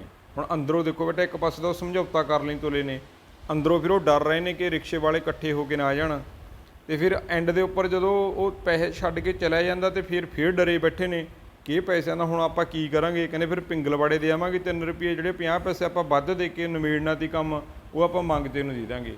ਹੁਣ ਐਂਡ ਦੇਖੋ ਕੀ ਹੋਇਆ ਕਹਾਣੀ ਦਾ। ਹੁਣ ਇਹਦੇ ਵਿੱਚ ਦੇਖੋ ਮਾੜਾ ਬੰਦਾ ਕੌਣ ਆ। ਹੁਣ ਉਸ ਰਿਕਸ਼ੇ ਵਾਲੇ ਨੂੰ ਮਾੜਾ ਕਹੋਗੇ, ਇਹ ਲੇਖਕ ਨੂੰ ਮਾੜਾ ਕਹੋਗੇ, ਅਤੇ ਇਹ ਚੀਜ਼ ਦਾ ਬੇਟਾ ਸਿੱਟਾ ਤੁਸੀਂ ਕੱਢਣਾ ਕਿ ਇਸ ਕਹਾਣੀ ਦੇ ਵਿੱਚ ਅਸਲ ਨਤੀਜਾ ਕੀ ਨਿਕਲਿਆ। ਸੋ ਜੇ ਇਸ ਕਹਾਣੀ ਨੂੰ ਅਸੀਂ ਸਮਝੀਏ ਤਾਂ ਇੱਕ ਪੜ੍ਹੇ ਲਿਖੇ ਡਰੇ ਹੋਏ ਮਨੁੱਖ ਦੀ ਗੱਲ ਇਹਦੇ ਵਿੱਚ ਕੀਤੀ ਹੈ। ਲੇਖਕ ਅਤੇ ਲੇਖਕ ਦੀ ਪਤਨੀ ਪੜ੍ਹੇ ਲਿਖੇ ਸੂਝਵਾਨ ਨੇ। ਗੱਲ 'ਤੇ ਉਹ ਪੁਆਇੰਟ ਬਣਾ ਰਿਹਾ ਲੇਖਕ ਵੀ, ਜੋ ਐਂ ਕਹਿੰਦਾ ਜੀ ਮੈਂ ਥੋੜ੍ਹਾ ਜਿਹਾ ਬਾਟ ਦੂਰ ਹੋ ਗਈ, ਉਹ ਮੈਨੂੰ ਨਿਮਰਤਾ ਨਾਲ ਬੋਲਦਾ। ਤਾਂ ਉਹ ਬੇਟਾ ਜੇ ਇੱਥੇ ਦੇਖਿਆ ਜਾਵੇ ਦੋਏ ਧਿਰਾਂ ਆਪਣੇ ਐਟੀਟਿਊਡ ਦੇ ਵਿੱਚ ਨੇ। ਰਿਕਸ਼ੇ ਵਾਲੇ ਨੇ ਵੀ 2 ਰੁਪਏ ਵਗਾ ਕੇ ਮਾਰੇ, ਕਿਉਂਕਿ ਮਿਹਨਤ ਕਰਨ ਵਾਲਾ ਬੰਦਾ ਬੇਟਾ ਕਦੇ ਪੈਸਿਆਂ ਨੂੰ ਵਗਾ ਕੇ ਨਹੀਂ ਸੁੱਟਦਾ। ਅਤੇ ਇਹ ਬੰਦੇ ਜਿਹੜੇ ਦਾਨ ਕਰਦੇ ਨੇ ਬੇਟਾ, ਦਾਨ ਕਰਨ ਲੱਗਿਆ ਕੋਈ ਕਿਸੇ ਤੋਂ ਇਹ ਨਹੀਂ ਪੁੱਛਦਾ ਕਿ ਕਿੱਥੇ ਖਰਚੇਗਾ, ਕਿਵੇਂ ਖਰਚੇਗਾ, ਕਿਉਂਕਿ ਜਿਹੜਾ ਬੰਦੇ ਦਾਨ ਕਰਦੇ ਨਾ ਬੇਟਾ, ਉਹ ਦੂਸਰੇ ਬੰਦੇ ਦੀ ਮਜਬੂਰੀ ਸਮਝਦੇ ਨੇ। ਹੁਣ ਇੱਕ ਪਾਸੇ ਜਿਹੜਾ ਸਾਨੂੰ ਉਹ ਰਿਕਸ਼ੇ ਵਾਲਾ ਬੇਟਾ, ਉਹ ਮਿਹਨਤੀ ਨਹੀਂ ਲੱਗਦਾ ਕਿਉਂਕਿ ਪੈਸੇ ਸੁੱਟ ਰਿਹਾ ਉਹ, ਅਤੇ ਦੂਸਰੇ ਪਾਸੇ ਜਿਹੜੀ ਇਹ ਤੇਰਾ ਸਾਨੂੰ ਇਹ ਦਾਨ ਕਰਨ ਵਾਲੀ ਨਹੀਂ ਲੱਗਦੀ, ਕਿਉਂਕਿ ਇੱਕ ਪਾਸੇ ਤਾਂ ਉਹ ਪਿੰਗਲਵਾੜੇ 'ਚ ਦਾਨ ਕਰਨ ਜਾਣ ਨੂੰ ਫਿਰਦੇ ਨੇ, ਅਤੇ ਉਹ ਜਿਹੜਾ ਬੰਦਾ ਉਹਨਾਂ ਨਾਲ ਬਹਿਸ ਕਰ ਰਿਹਾ ਸੀ ਉਹਨੂੰ ਪੈਸੇ ਨਹੀਂ ਦਿੱਤੇ। ਸੋ ਇੱਕ ਮੱਧ ਵਰਗੀ ਪਰਿਵਾਰ ਜਿਹੜਾ ਆਪਦੇ ਆਪ ਨੂੰ ਤਾਕਤਵਰ, ਪੜ੍ਹਿਆ ਲਿਖਿਆ, ਸਟਰੋਂਗ ਮਾਨਸਿਕਤਾ ਵਾਲਾ ਕਹਾਉਂਦਾ ਹੈ, ਸਮਝਦਾ, ਐਂਡ ਦੇ ਉੱਪਰ ਉਹ ਕੀ ਨਿਕਲਦੇ ਨੇ, ਉਹ ਮਤਲਬ ਅਸੀਂ ਸ਼ੇਰ ਦੀ ਖੱਲ ਪਹਿਨੇ ਹੋਏ ਭੇੜੀਏ ਨੇ, ਵੀ ਡਰੋਕਲ ਬੰਦੇ ਨੇ ਉਹ। ਇੱਥੇ ਮਾਨਸਿਕਤਾ ਦਿਖਾਈ ਗਈ ਆ ਪਤੀ ਪਤਨੀ ਦੀ ਕਿ ਬਹੁਤ ਸਾਰੇ ਲੋਕ ਸਮਾਜ 'ਚ ਐਸੇ ਨੇ ਜਿਹੜੇ ਦਾਨ ਪੁੰਨ ਦੇ ਵੀ ਢੇਰ ਲਾ ਕੇ ਰੱਖਦੇ ਨੇ, ਅਸੀਂ ਬਹੁਤ ਦਾਨ ਪੁੰਨ ਕਰਦੇ ਹਾਂ ਪਰ ਅੰਦਰੋਂ ਡਰੇ ਹੋਏ ਇਨਸਾਨ ਹੁੰਦੇ ਨੇ ਉਹ। ਸੋ ਇੱਥੇ ਬੇਟਾ ਐਨਾਲਾਈਜ਼ ਕਰਨਾ ਕਿ ਜੇ ਰਿਕਸ਼ੇ ਵਾਲਾ ਪੈਸਿਆਂ ਦੀ ਕਦਰ ਨਹੀਂ ਕਰਦਾ, ਪੈਸੇ ਨੂੰ ਤਰਸਦਾ ਫਿਰਦਾ ਰਿਕਸ਼ੇ ਦੇ ਉੱਪਰ, ਉਹ ਸੁੱਟ ਰਿਹਾ, ਉਹ ਕਿਉਂ ਸੁੱਟ ਰਿਹਾ ਇਹ ਤੁਸੀਂ ਵਿਚਾਰ ਕਰਨੀ ਆ। ਉਹ ਬੰਦੇ ਜਿਹੜੇ ਦਾਨ ਕਰਦੇ ਨੇ ਉਹਨੂੰ 1 ਰੁਪਈਆ 50 ਪੈਸੇ ਵੱਧ ਕਿਉਂ ਨਹੀਂ ਦੇ ਰਹੇ, ਇਹ ਵੀ ਇੱਕ ਵਿਚਾਰ ਦੇ ਵਿਸ਼ੇ ਦੀ ਗੱਲ ਆ। ਸੋ ਬੇਟਾ ਜੇ ਅਸੀਂ ਰਿਕਸ਼ੇ ਵਾਲੇ ਦੇ ਪਰਪਸ ਤੋਂ ਦੇਖਦੇ ਹਾਂ ਤਾਂ ਵੀ ਸਾਡੀ ਸੋਚ ਇੱਕ ਰਿਕਸ਼ੇ ਵਾਲੇ ਪ੍ਰਤੀ ਦਿਆਲਤਾ ਵਾਲੀ ਵੀ ਆਉਂਦੀ ਆ ਅਤੇ ਘਿਰਨਾ ਵਾਲੀ ਵੀ ਆਉਂਦੀ ਆ ਕਿ ਉਹਦੀ ਹਾਲਤ ਇੱਦਾਂ ਦੀ ਆ, ਪੈਸਿਆਂ ਨੂੰ ਸੁੱਟ ਰਿਹਾ। ਜੇ ਇਹਨਾਂ ਦੀ ਗੱਲ ਕਰੀਏ, ਪਿੰਗਲਵਾੜੇ 'ਚ 3 ਰੁਪਏ ਦੇ ਕੇ 50 ਪੈਸੇ ਇੱਕ ਭਿਖਾਰੀ ਨੂੰ ਦਾਨ ਦੇ ਰਹੇ ਨੇ ਪਰ ਰਿਕਸ਼ੇ ਵਾਲੇ ਨਾਲ ਬਹਿਸ ਕਰ ਰਹੇ ਨੇ। ਦੋਵੇਂ ਚੀਜ਼ਾਂ ਨੂੰ ਸਮਝਣ ਦੀ ਲੋੜ ਹੈ ਬੇਟਾ। ਪੜ੍ਹੇ ਲਿਖੇ ਵਰਗ ਨੂੰ ਵੀ ਇਸ ਚੀਜ਼ ਤੋਂ ਪੜ੍ਹ ਕੇ ਆਪਣੀ ਸੁਭਾਅ ਨੂੰ ਬਦਲਣਾ ਚਾਹੀਦਾ। ਤੇ ਜੇ ਅਸੀਂ ਇੱਕ ਰਿਕਸ਼ੇ ਵਾਲੇ ਦੇ ਪੱਖ 'ਚ ਇਸ ਗੱਲ ਨੂੰ ਸੋਚਦੇ ਹਾਂ ਤਾਂ ਸਾਨੂੰ ਲੱਗਦਾ ਕਿ ਇੱਕ ਮਿਹਨਤ ਕਰਨ ਵਾਲੇ ਰਿਕਸ਼ਾ ਚਾਲਕ ਨੂੰ ਵੀ ਇੱਦਾਂ ਦਾ ਬਿਹੇਵ ਨਹੀਂ ਕਰਨਾ ਚਾਹੀਦਾ। ਸੋ ਬੇਟਾ ਜਿਹੜੀਆਂ ਕਹਾਣੀਆਂ ਨੇ ਇਹਨਾਂ ਦੇ ਵਿੱਚੋਂ ਸਾਡੇ ਜੀਵਨ ਦੀ ਫਿਲਾਸਫੀ ਕਿਤੇ ਨਾ ਕਿਤੇ ਜ਼ਰੂਰ ਇਹਦੇ ਨਾਲ ਅਟੈਚ ਹੁੰਦੀ ਹੈ, ਸਾਨੂੰ ਇਹ ਗੱਲਾਂ ਜ਼ਰੂਰ ਸਮਝਣੀਆਂ ਚਾਹੀਦੀਆਂ ਨੇ। ਸੋ ਆਓ ਬੇਟਾ ਇਸ ਕਹਾਣੀ ਨਾਲ ਸੰਬੰਧਿਤ ਵਸਤੂਨਿਸ਼ਟ ਜਿਹੜੇ ਪ੍ਰਸ਼ਨ ਨੇ ਉਹ ਕਰਦੇ ਹਾਂ ਕਿ ਮਾੜਾ ਬੰਦਾ ਕਹਾਣੀ ਦੇ ਆਧਾਰ 'ਤੇ ਦੱਸੋ, ਮਾੜਾ ਬੰਦਾ ਕਹਾਣੀ ਵਿੱਚ ਮਾੜਾ ਬੰਦਾ ਕੌਣ ਹੈ। ਹੁਣ ਇੱਥੇ ਬੇਟਾ ਇਹਦਾ ਉੱਤਰ ਇਹਨਾਂ ਨੇ ਲਾਇਆ ਰਿਕਸ਼ੇ ਵਾਲਾ। ਲੇਖਕ ਦੀ ਪਤਨੀ ਬੇਚੈਨ ਸੀ ਕਿਉਂਕਿ ਰਿਕਸ਼ੇ ਵਾਲੇ ਨੇ ਪੈਸੇ ਵਗਾ ਮਾਰੇ ਸਨ ਜਾਂ ਉਸਨੇ ਰਿਕਸ਼ੇ ਵਾਲੇ ਨੂੰ ਤੈਅ ਕੀਤੇ ਪੈਸਿਆਂ ਤੋਂ ਘੱਟ ਪੈਸੇ ਦਿੱਤੇ ਸਨ। ਹੁਣ ਇੱਥੇ ਉਹਦੀ ਪਤਨੀ ਕਿਹੜੀ ਗੱਲ ਕਰਕੇ ਬੇਟਾ ਪਰੇਸ਼ਾਨ ਆ ਕਿ ਰਿਕਸ਼ੇ ਵਾਲੇ ਨੇ ਪੈਸੇ ਵਗਾ ਮਾਰੇ ਸਨ। ਪ੍ਰਸ਼ਨ ਨੰਬਰ ਈਡੀ, ਲੇਖਕ ਕਿਸ ਨੂੰ ਚਿੱਠੀ ਲਿਖਣ ਦਾ ਯਤਨ ਕਰ ਰਿਹਾ ਸੀ। ਭੂਆ ਦੇ ਪੁੱਤਰ ਨੂੰ, ਭੂਆ ਦੇ ਪੁੱਤ ਭਰਾ ਨੂੰ, ਜੇ ਜਾਂ ਅਸੀਂ ਕਹੀਏ ਭੂਆ ਦੇ ਪੁੱਤਰ ਨੂੰ, ਉਹ ਸਾਡਾ ਕਜ਼ਨ ਬ੍ਰਦਰ ਲੱਗਿਆ, ਉਹਨਾਂ ਨੂੰ ਚਿੱਠੀ ਲਿਖ ਰਿਹਾ ਜੋ ਕਿ ਜੰਗਲਾਤ ਮਹਿਕਮੇ ਵਿੱਚ ਅਫਸਰ ਲੱਗਿਆ ਹੋਇਆ ਹੈ। ਅੱਗੇ ਹੈਗਾ ਸੱਸਾ, ਲੇਖਕ ਦੀ ਪਤਨੀ ਦਾ ਰਿਕਸ਼ੇ ਵਾਲੇ ਨਾਲ ਝਗੜਾ ਕਿਉਂ ਹੋਇਆ। ਕਿਉਂਕਿ ਰਿਕਸ਼ੇ ਵਾਲਾ ਤੈਅ ਕੀਤੇ ਪੈਸੇ ਮੰਗਦਾ ਸੀ, ਕਿਉਂਕਿ ਰਿਕਸ਼ੇ ਵਾਲਾ ਤੈਅ ਕੀਤੇ ਪੈਸਿਆਂ ਤੋਂ ਵੱਧ ਪੈਸੇ ਮੰਗਦਾ ਸੀ। ਉਪਰੋਕਤ ਵਿੱਚੋਂ ਕਿਹੜਾ ਸਹੀ ਹੈ ਉਹ 'ਤੇ ਟਿਕ ਲਗਾਓ। ਬਿਲਕੁਲ ਸਹੀ ਦੇਖੋ ਜੀ, ਕਿਉਂਕਿ ਰਿਕਸ਼ੇ ਵਾਲਾ ਤੈਅ ਕੀਤੇ ਪੈਸਿਆਂ ਤੋਂ ਵੱਧ ਪੈਸੇ ਮੰਗਦਾ ਸੀ, ਇਸ ਕਰਕੇ ਉਹਨਾਂ ਦੀ ਬਹਿਸ ਹੁੰਦੀ ਆ। ਰਿਕਸ਼ੇ ਵਾਲੇ ਨੇ ਪੈਸੇ ਕਿਉਂ ਵਗਾ ਮਾਰੇ। ਉੱਤਰ ਹੈ 2 ਰੁਪਏ ਦੀ ਥਾਂ 3 ਰੁਪਏ ਚਾਹੁਣ ਕਾਰਨ। ਉਹ ਕਹਿੰਦਾ ਸੀ ਮੈਨੂੰ 2 ਦੀ ਜਗ੍ਹਾ 3 ਰੁਪਏ ਦਿਓ, ਜੇ ਉਹਨਾਂ ਨੇ 2 ਰੁਪਏ ਦਿੱਤੇ ਤਾਂ ਬੇਟਾ ਉਹਨੇ ਵਗਾ ਕੇ ਮਾਰੇ ਕਿ ਮੈਂ ਤਾਂ 3 ਲਊਂ। ਅੱਗੇ ਹੈਗਾ ਰਿਕਸ਼ੇ ਵਾਲੇ ਦਾ ਹੁਲੀਆ ਆਪਣੇ ਸ਼ਬਦਾਂ ਵਿੱਚ ਲਿਖੋ, ਵੀ ਉਹਦਾ ਕਹੇ ਜੀ ਉਹਦੀ ਕੰਡੀਸ਼ਨ ਕਿੱਦਾਂ ਦੀ ਸੀ, ਹੁਲੀਏ ਟਾਈਪ 'ਚ ਵੀ ਉਹ ਕਿੱਦਾਂ ਦਾ ਸੀਗਾ। ਰਿਕਸ਼ੇ ਵਾਲੇ ਦੀ ਪਿੱਠ ਕੁੱਬੀ ਹੋਈ ਪਈ ਸੀ ਅਤੇ ਇਸ ਦੇ ਸੱਜੇ ਮੋਢੇ ਦੀ ਹੱਡੀ ਤੱਕ ਭੈੜੀ ਜਿਹੀ ਬੁਰਸ਼ਟ ਅਤੇ ਕਿਸੇ ਹੋਰ ਰੰਗ ਦੀ ਟਾਕੀ ਲੱਗੀ ਹੋਈ ਸੀ। ਵੱਡੀ ਸਾਰੀ ਟਾਕੀ ਬੇਟਾ ਉਹਦੀ ਸ਼ਰਟ ਦੇ ਉੱਪਰ ਲੱਗੀ ਹੋਈ ਆ। ਉਸਨੇ ਕੱਛਾ ਪਾਇਆ ਹੋਇਆ ਸੀ ਅਤੇ ਇਸ ਦੇ ਹੇਠ ਉਸ ਦੀਆਂ ਕਾਲੀਆਂ ਸੁੱਕੀਆਂ ਲੱਤਾਂ ਦਿਖਾਈ ਦਿੰਦੀਆਂ ਸਨ। ਉਸ ਦੇ ਸਿਰ ਦੇ ਵਾਲ ਮੈਲੇ ਤੇ ਉਲਝੇ ਹੋਏ ਸਨ। ਸੋ ਬੇਟਾ ਇਹ ਇਹਦਾ ਹੁਲੀਆ ਰਿਕਸ਼ਾ ਚਾਲਕ ਦਾ। ਪ੍ਰਸ਼ਨ ਨੰਬਰ 3, ਲੇਖਕ ਦੇ ਰਿਕਸ਼ੇ ਵਾਲੇ ਬਾਰੇ ਕੀ ਵਿਚਾਰ ਸਨ। ਲੇਖਕ ਦੀ ਕੀ ਫਿਲਾਸਫੀ ਸੀ ਰਿਕਸ਼ੇ ਵਾਲੇ ਬਾਰੇ ਪ੍ਰਤੀ, ਵੀ ਰਿਕਸ਼ੇ ਵਾਲਾ ਇੱਦਾਂ ਦਾ ਬਿਹੇਵ ਆ ਉਹਦਾ, ਉਹਨਾਂ ਨੇ ਪੈਸੇ ਐਵੇਂ ਸੁੱਟ ਤੇ ਉਹਨੂੰ ਮਾੜਾ, ਕਦੇ ਸਰੀਰਕ ਪੱਖੋਂ, ਕਦੇ ਉਹਨੂੰ ਕੱਪੜਿਆਂ ਪੱਖੋਂ, ਬਹੁਤ ਸਾਰੇ ਐਂਗਲਾਂ ਤੋਂ ਉਹਨੂੰ ਦੇਖ ਕੇ ਉਹ ਬੁਰਾ ਭਲਾ ਕਹਿੰਦਾ। ਆਪਣੇ ਸ਼ਬਦਾਂ 'ਚ ਅਸੀਂ ਇਹਨੂੰ ਦੱਸਣ ਦੀ ਕੋਸ਼ਿਸ਼ ਕਰਦੇ ਹਾਂ ਕਿ ਲੇਖਕ ਅਨੁਸਾਰ ਰਿਕਸ਼ੇ ਵਾਲਾ ਕਮੀਨਾ ਹੈ। ਉਸ ਦੀਆਂ ਭੁੱਖੀਆਂ ਨਜ਼ਰਾਂ ਇਸ ਤਰ੍ਹਾਂ ਹੈਰਾਨੀ ਨਾਲ ਦੇਖਦੀਆਂ ਸਨ ਜਿਵੇਂ ਇਹਨਾਂ ਨੇ ਕੁਝ ਚੰਗਾ ਦੇਖਿਆ ਹੀ ਨਹੀਂ ਹੁੰਦਾ। ਉਹ ਸਬਜ਼ੀ ਮੰਡੀ ਤੋਂ ਘਰ ਦੇ 2 ਰੁਪਏ ਕਰਕੇ 3 ਰੁਪਏ ਠੱਗਣਾ ਚਾਹੁੰਦਾ ਹੈ। ਹੁਣ ਲੇਖਕ ਕਹਿੰਦਾ ਵੀ ਇਹ 2 ਰੁਪਏ ਕਰਕੇ 3 ਰੁਪਏ ਲੈ ਕੇ ਸਾਨੂੰ ਠੱਗਣਾ ਚਾਹੁੰਦਾ ਹੈ। ਲੇਖਕ ਅਨੁਸਾਰ ਰਿਕਸ਼ਾ ਚਾਲਕ ਵਾਲਾ ਬੇਵਕੂਫ ਅਤੇ ਜਾਹਲ ਵਿਅਕਤੀ ਹੈ, ਕਿਉਂਕਿ ਉੱਥੇ ਖੜ੍ਹ ਕੇ 1 ਰੁਪਈਆ ਦੀ ਬਹਿਸ ਦੇ ਚੱਕਰਾਂ 'ਚ ਬੇਟੇ 1 ਘੰਟਾ ਖੜ੍ਹਾ ਰਹਿੰਦਾ ਵੀ ਉਹ 5 ਰੁਪਏ ਕਮਾ ਸਕਦਾ ਸੀ। ਕਹਿੰਦਾ ਉਹ ਬੇਵਕੂਫ ਕਹਿੰਦਾ ਲੇਖਕ ਉਹਨੂੰ। ਉਹ ਨਜਾਇਜ਼ ਢੰਗ ਨਾਲ 1 ਰੁਪਈਆ ਕਮਾਉਣ ਬਦਲੇ 2 ਰੁਪਏ ਦੀ ਸਵਾਰੀ ਛੱਡ ਦਿੰਦਾ ਹੈ। ਹੁਣ ਜਦੋਂ ਉਹਨੂੰ ਸਵਾਰੀ ਕਹਿੰਦੀ ਵੀ ਚੱਲਣਾ, ਉਹ ਕਹਿੰਦਾ ਮੈਂ ਨਹੀਂ ਜਾਂਦਾ। ਹੁਣ ਲੇਖਕ ਦੇਖਦਾ ਵੀ ਲੈ ਹੁਣ 5 ਰੁਪਏ ਕਮਾ ਲੈਂਦਾ, ਉਹ ਸਵਾਰੀ ਵੀ ਛੱਡਤੀ ਆਪਣੀ। ਹੁਣ ਲੇਖਕ ਬੇਟਾ ਜੋ ਉਸ ਬਾਰੇ ਓਬਜ਼ਰਵ ਕਰਦਾ, ਉਹ ਆਪਣੇ ਵਿਚਾਰ ਇਸ ਕਹਾਣੀ ਦੇ ਵਿੱਚ ਜਿਵੇਂ ਦੱਸਦਾ, ਆਪਾਂ ਉਹਨਾਂ ਨੂੰ ਸਮਝ ਕੇ ਬੇਟਾ ਲਿਖਣਾ ਕਿ ਲੇਖਕ ਕੀ ਕਲਪਨਾ ਕਰਦਾ ਉਸ ਰਿਕਸ਼ੇ ਵਾਲੇ ਬਾਰੇ, ਜੋ ਵੀ ਲੇਖਕ ਸੋਚ ਰਿਹਾ। ਉਸਨੇ ਚੌਂਕ ਵਿੱਚ ਖੜਿਆਂ 1 ਘੰਟਾ ਬਰਬਾਦ ਕਰ ਦਿੱਤਾ। ਜੇ ਹੁਣ ਅਸੀਂ ਕਹੀਏ ਵੀ ਉਹ ਸੋਚਦਾ ਵੀ ਇਹ ਸਮੇਂ ਦਾ ਪਾਬੰਦ ਬੰਦਾ ਨਹੀਂ, ਇਹ ਵੀ ਅਸੀਂ ਕਹਿ ਸਕਦੇ ਹਾਂ ਵੀ ਉਹਨੇ ਉੱਥੇ ਖੜ੍ਹ ਕੇ 1 ਘੰਟਾ ਆਪਣਾ ਬਰਬਾਦ ਕਰ ਦਿੱਤਾ। ਇਸ ਸਮੇਂ ਵਿੱਚ 5 ਰੁਪਏ ਕਮਾਏ ਜਾ ਸਕਦੇ ਸੀ। ਕਹਿੰਦੇ ਜਿੰਨਾ ਸਮਾਂ ਉਹਨੇ ਉਰੇ ਖੜ੍ਹ ਕੇ ਬਰਬਾਦ ਕਰਤਾ, ਇਹਦੇ ਵਿੱਚ 5 ਰੁਪਏ ਉਹ ਕਮਾ ਸਕਦਾ ਸੀ। ਲੇਖਕ ਉਹਦੇ ਬਾਰੇ ਇਹ ਗੱਲ ਵੀ ਜਿਹੜੀ ਸਮਝਦਾ। ਮਾੜਾ ਬੰਦਾ ਕਹਾਣੀ ਦਾ ਸਾਰ ਬੇਟਾ ਆਪਾਂ ਉੱਪਰ ਪੜ੍ਹ ਚੁੱਕੇ ਹਾਂ। ਸੋ ਆਓ ਅਸੀਂ ਦੇਖਦੇ ਹਾਂ ਕਿ ਇਹਦੇ ਵੈਰੀ ਸ਼ਾਰਟ ਕੁਐਸਚਨ ਜਿਹੜੇ ਹੋਰ ਕੀ ਬਣਦੇ ਨੇ। ਰਿਕਸ਼ੇ ਵਾਲਾ ਕਿਸ ਕਹਾਣੀ ਦਾ ਪਾਤਰ ਹੈ? ਉੱਤਰ ਹੈ ਮਾੜਾ ਬੰਦਾ ਕਹਾਣੀ ਦਾ ਪਾਤਰ ਹੈ। ਪ੍ਰਸ਼ਨ ਨੰਬਰ 2, ਮਾੜਾ ਬੰਦਾ ਕਹਾਣੀ ਵਿੱਚ ਲੇਖਕ ਅਤੇ ਉਸ ਦੀ ਪਤਨੀ ਨੂੰ ਕਿਸ ਨੇ ਪਰੇਸ਼ਾਨ ਕੀਤਾ ਸੀ? ਰਿਕਸ਼ੇ ਵਾਲੇ ਨੇ। ਮਾੜਾ ਬੰਦਾ ਕਹਾਣੀ ਵਿੱਚ ਲੇਖਕ ਕੀ ਲਿਖਣ ਦਾ ਯਤਨ ਕਰ ਰਿਹਾ ਹੈ? ਹੁਣ 3 ਨੰਬਰ ਪ੍ਰਸ਼ਨ ਦਾ ਉੱਤਰ ਹੈ ਲੇਖਕ ਚਿੱਠੀ ਲਿਖਣ ਦਾ ਯਤਨ ਕਰਦਾ ਹੈ ਕਿ ਚਿੱਠੀ ਲਿਖਦਾ ਮੈਂ ਇੱਕ ਆਪਣੇ ਭੂਆ ਦੇ ਪੁੱਤ ਨੂੰ। ਪ੍ਰਸ਼ਨ ਨੰਬਰ 4, ਮਾੜਾ ਬੰਦਾ ਕਹਾਣੀ ਅਨੁਸਾਰ ਲੇਖਕ ਦੀ ਭੂਆ ਦਾ ਪੁੱਤਰ ਕਿਸ ਮਹਿਕਮੇ ਵਿੱਚ ਅਫਸਰ ਸੀ? ਉਹ ਸੀਗਾ ਬੇਟਾ ਜੰਗਲਾਤ ਵਿਭਾਗ ਦੇ ਵਿੱਚ। ਜਿਵੇਂ ਅਸੀਂ ਇਹ ਨਹਿਰੀ ਵਿਭਾਗ ਬੋਲਦੇ ਹਾਂ ਬੇਟਾ, ਜਿੱਥੇ ਰੁੱਖ, ਜੰਗਲਾਤ ਭਾਵ ਜੰਗਲ, ਜਿੱਥੇ ਰੁੱਖਾਂ ਨਾਲ ਸੰਬੰਧਿਤ ਜਿਹੜਾ ਡਿਪਾਰਟਮੈਂਟ ਆ ਬੇਟਾ। ਅੱਗੇ ਹੈ ਪ੍ਰਸ਼ਨ ਨੰਬਰ 5, ਮਾੜਾ ਬੰਦਾ ਕਹਾਣੀ ਵਿੱਚ ਲੇਖਕ ਆਪਣੇ ਭੂਆ ਦੇ ਪੁੱਤ ਭਰਾ ਤੋਂ ਫਰਨੀਚਰ ਮੰਗਵਾਉਣਾ ਚਾਹੁੰਦਾ ਹੈ। ਇਹ ਠੀਕ ਹੈ ਜਾਂ ਗਲਤ? ਬਿਲਕੁਲ ਸਹੀ, ਮੰਗਵਾਉਣਾ ਚਾਹੁੰਦਾ, ਉਹਨੂੰ ਚਿੱਠੀ ਲਿਖ ਰਿਹਾ ਸੀ ਉਹਦੇ ਸੰਬੰਧ ਵਿੱਚ। 6 ਨੰਬਰ ਪ੍ਰਸ਼ਨ ਹੈ ਕਿ ਮਾੜਾ ਬੰਦਾ ਕਹਾਣੀ ਵਿੱਚ ਕਿਸ ਦੇ ਸਿਰ ਦੇ ਵਾਲ ਮੈਲੇ ਅਤੇ ਉਲਝੇ ਹੋਏ ਹਨ? ਹੁਣ ਬੇਟਾ ਲੇਖਕ ਦੇ ਤਾਂ ਹੈ ਨਹੀਂ, ਉਹ ਰਿਕਸ਼ੇ ਵਾਲੇ ਦੇ ਨੇ। ਉੱਤਰ ਹੈ ਰਿਕਸ਼ੇ ਵਾਲੇ ਦੇ ਵਾਲ ਮੈਲੇ ਅਤੇ ਉਲਝੇ ਹੋਏ ਸਨ।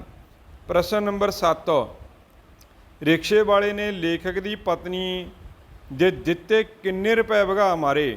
ਉੱਤਰ ਹੈ ਰਿਕਸ਼ੇ ਵਾਲੇ ਨੇ ਲੇਖਕ ਦੀ ਪਤਨੀ ਦੇ ਦਿੱਤੇ 2 ਰੁਪਏ ਵਗਾ ਮਾਰੇ। ਉਹਨੇ 2 ਰੁਪਏ ਫੜੇ ਤੇ ਸੁੱਟ ਤੇ ਕਹਿੰਦਾ ਮੈਂ ਨਹੀਂ ਲੈਣਾ, ਮੈਨੂੰ 3 ਰੁਪਏ ਦਿਓ।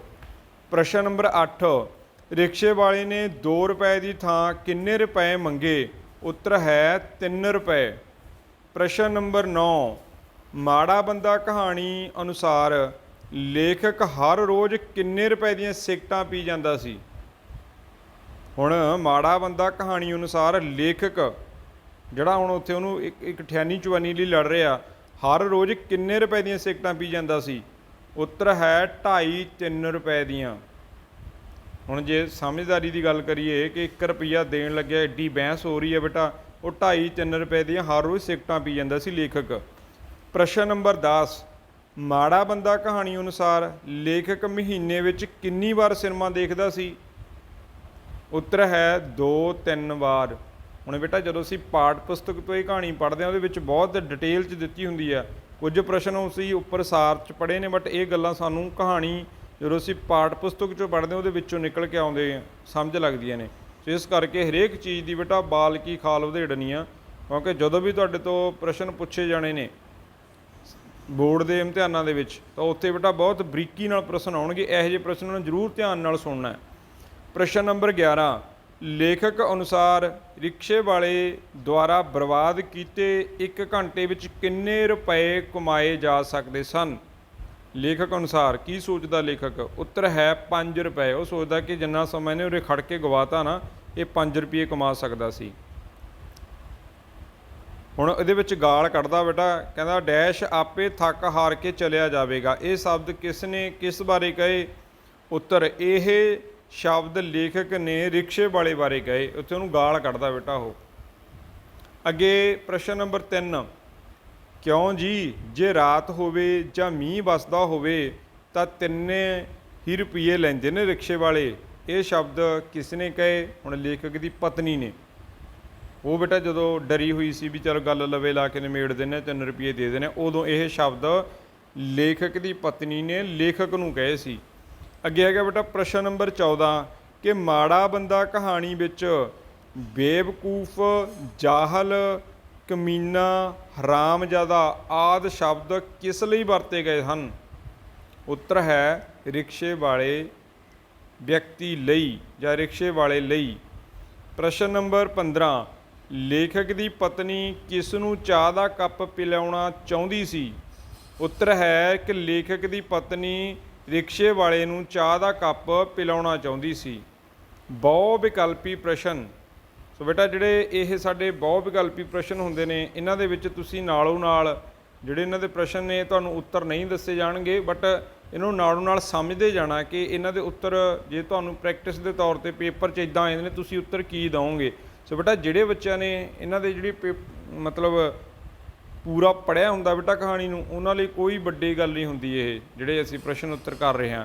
ਜਿਵੇਂ ਹੁਣ ਇਹਦੇ ਵਿੱਚ ਦਿੱਤਾ ਹੋਇਆ ਕਿ ਮਾੜਾ ਬੰਦਾ ਕਹਾਣੀ ਕਿਸ ਲੇਖਕ ਦੀ ਰਚਨਾ ਹੈ, ਜਿਵੇਂ ਅਸੀਂ ਉੱਪਰ ਪੜ੍ਹਦੇ ਆ ਰਹੇ ਹਾਂ ਬੇਟਾ, ਪਹਿਲਾਂ ਹੀ ਪੜ੍ਹਿਆ ਸੀ ਕਿ ਪ੍ਰੇਮ ਪ੍ਰਕਾਸ਼ ਜੀ ਦੀ, ਇਹਦਾ ਉੱਤਰ ਹੋਊਗਾ ਈੜੀ।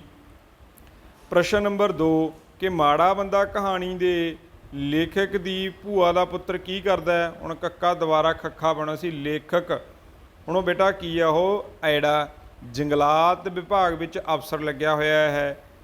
ਪ੍ਰਸ਼ਨ ਨੰਬਰ 3 ਕਿ ਲੇਖਕ ਦੀ ਪਤਨੀ ਨੇ ਰਿਕਸ਼ੇ ਵਾਲੇ ਨੂੰ ਕਿੰਨੇ ਰੁਪਏ ਫੜਾਏ ਸਨ। ਹੁਣ ਬੇਟਾ ਉਹ 2 ਰੁਪਏ ਜਿਹੜੇ ਉਹਨੇ ਭਗਾ ਕੇ ਮਾਰੇ ਸੀ, ਉੱਤਰ ਹੈ ਊੜਾ 2 ਰੁਪਏ। ਪ੍ਰਸ਼ਨ ਨੰਬਰ 4 ਮਾੜਾ ਬੰਦਾ ਕਹਾਣੀ ਦਾ ਮੁੱਖ ਪਾਤਰ ਕੌਣ ਹੈ। ਹੁਣ ਬੇਟਾ ਇੱਥੇ ਦਿੱਤਾ ਹੋਇਆ ਲੇਖਕ ਜੀਤੋ, ਲੇਖਕ ਦੀ ਪਤਨੀ, ਰਿਕਸ਼ੇ ਵਾਲਾ।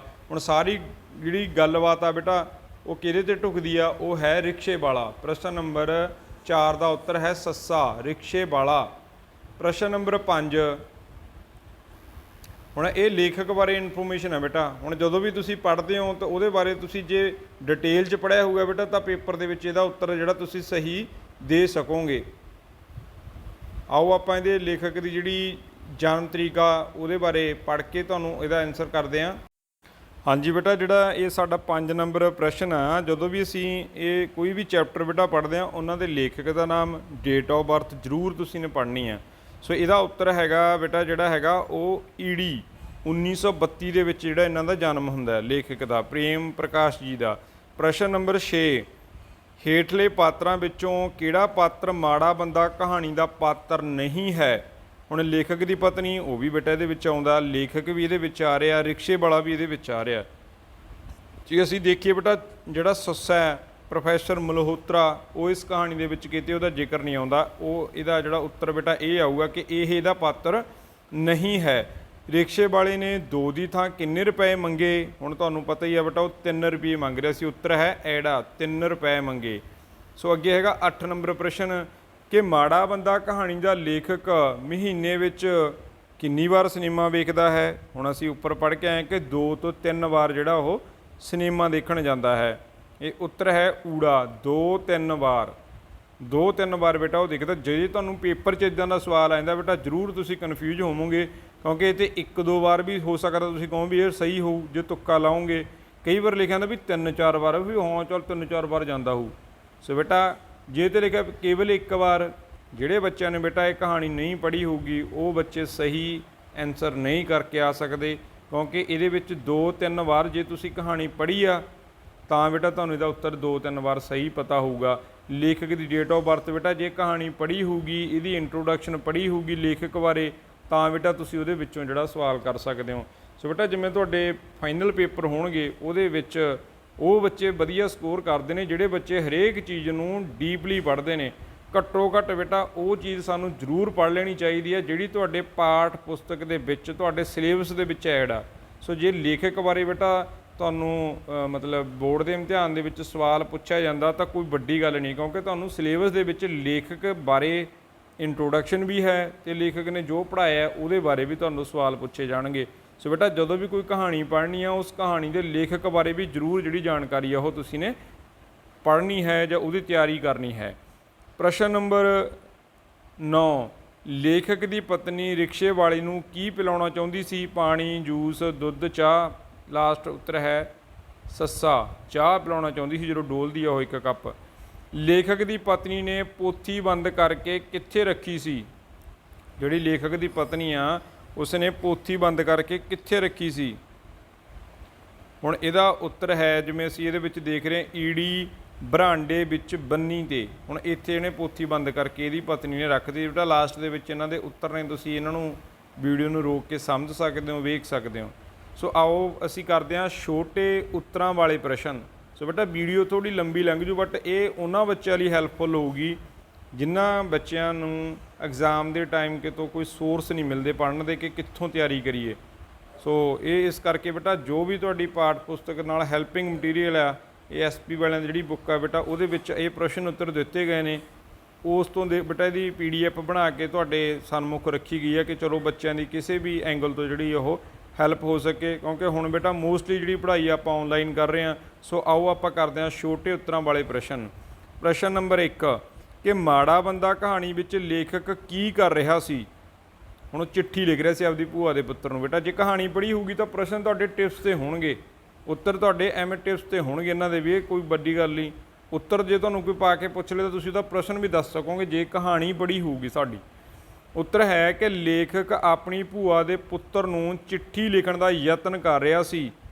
ਉਹ ਉਸ ਵਿੱਚ ਫਰਨੀਚਰ ਬਣਾਉਣ ਦੇ ਲਈ ਕੁਝ ਲਿਖ ਰਿਹਾ ਸੀ ਜਾਂ ਫਰਨੀਚਰ ਦੇ ਰਿਗਾਰਡਿੰਗ ਜਿਹੜੀ ਚਿੱਠੀ ਨੂੰ ਅੱਗੇ ਵਿਸਤਾਰ ਦੇ ਰਿਹਾ ਸੀ। ਅੱਗੇ ਹੈਗਾ ਪ੍ਰਸ਼ਨ ਨੰਬਰ 2, ਲੇਖਕ ਦੀ ਪਤਨੀ ਵਾਰ-ਵਾਰ ਬੂਹੇ ਵੱਲ ਕਿਉਂ ਵੇਖ ਰਹੀ ਸੀ। ਹੁਣ ਤੁਹਾਨੂੰ ਵੀ ਪਤਾ ਕਿ ਉਹ ਬਾਹਰ ਖੜਾ ਸੀ ਰਿਕਸ਼ੇ ਵਾਲਾ। ਉੱਤਰ ਹੈ ਕਿ ਲੇਖਕ ਦੀ ਪਤਨੀ ਵਾਰ-ਵਾਰ ਬੂਹੇ ਵੱਲ ਇਸ ਲਈ ਵੇਖ ਰਹੀ ਸੀ ਕਿਉਂਕਿ ਬਾਹਰ ਰਿਕਸ਼ੇ ਵਾਲਾ ਖੜਾ ਸੀ ਜੋ ਕਿ ਤੈਅ ਕੀਤੇ ਕਿਰਾਏ ਤੋਂ ਵੱਧ ਪੈਸੇ ਮੰਗ ਰਿਹਾ ਸੀ। ਉਹਨੂੰ ਵੇਖ ਰਹੀ ਸੀ ਵਾਰ-ਵਾਰ। ਰਿਕਸ਼ੇ ਵਾਲਾ ਕਿੱਥੇ ਖੜਾ ਸੀ। ਰਿਕਸ਼ੇ ਵਾਲਾ ਘਰ ਦੇ ਬਾਹਰ ਚੌਂਕ ਵਿੱਚ ਖੜਾ ਸੀ। ਉਹ ਇਸ ਤਰ੍ਹਾਂ ਖੜਾ ਸੀ ਕਿ ਜਿਵੇਂ ਉਸਨੇ ਕਿਤੇ ਵੀ ਨਾ ਜਾਣਾ ਹੋਵੇ। ਕਹਿੰਦੇ ਵੀ ਉਹ ਘਰ ਦੇ ਬਾਹਰ ਚੌਂਕ 'ਚ ਖੜਾ ਸੀ, ਇਸ ਹਿਸਾਬ ਨਾਲ ਖੜਾ ਸੀ ਵੀ ਉਹਨੂੰ ਕਿਤੇ ਜਾਣਾ ਹੀ ਨਾ ਹੋਵੇ।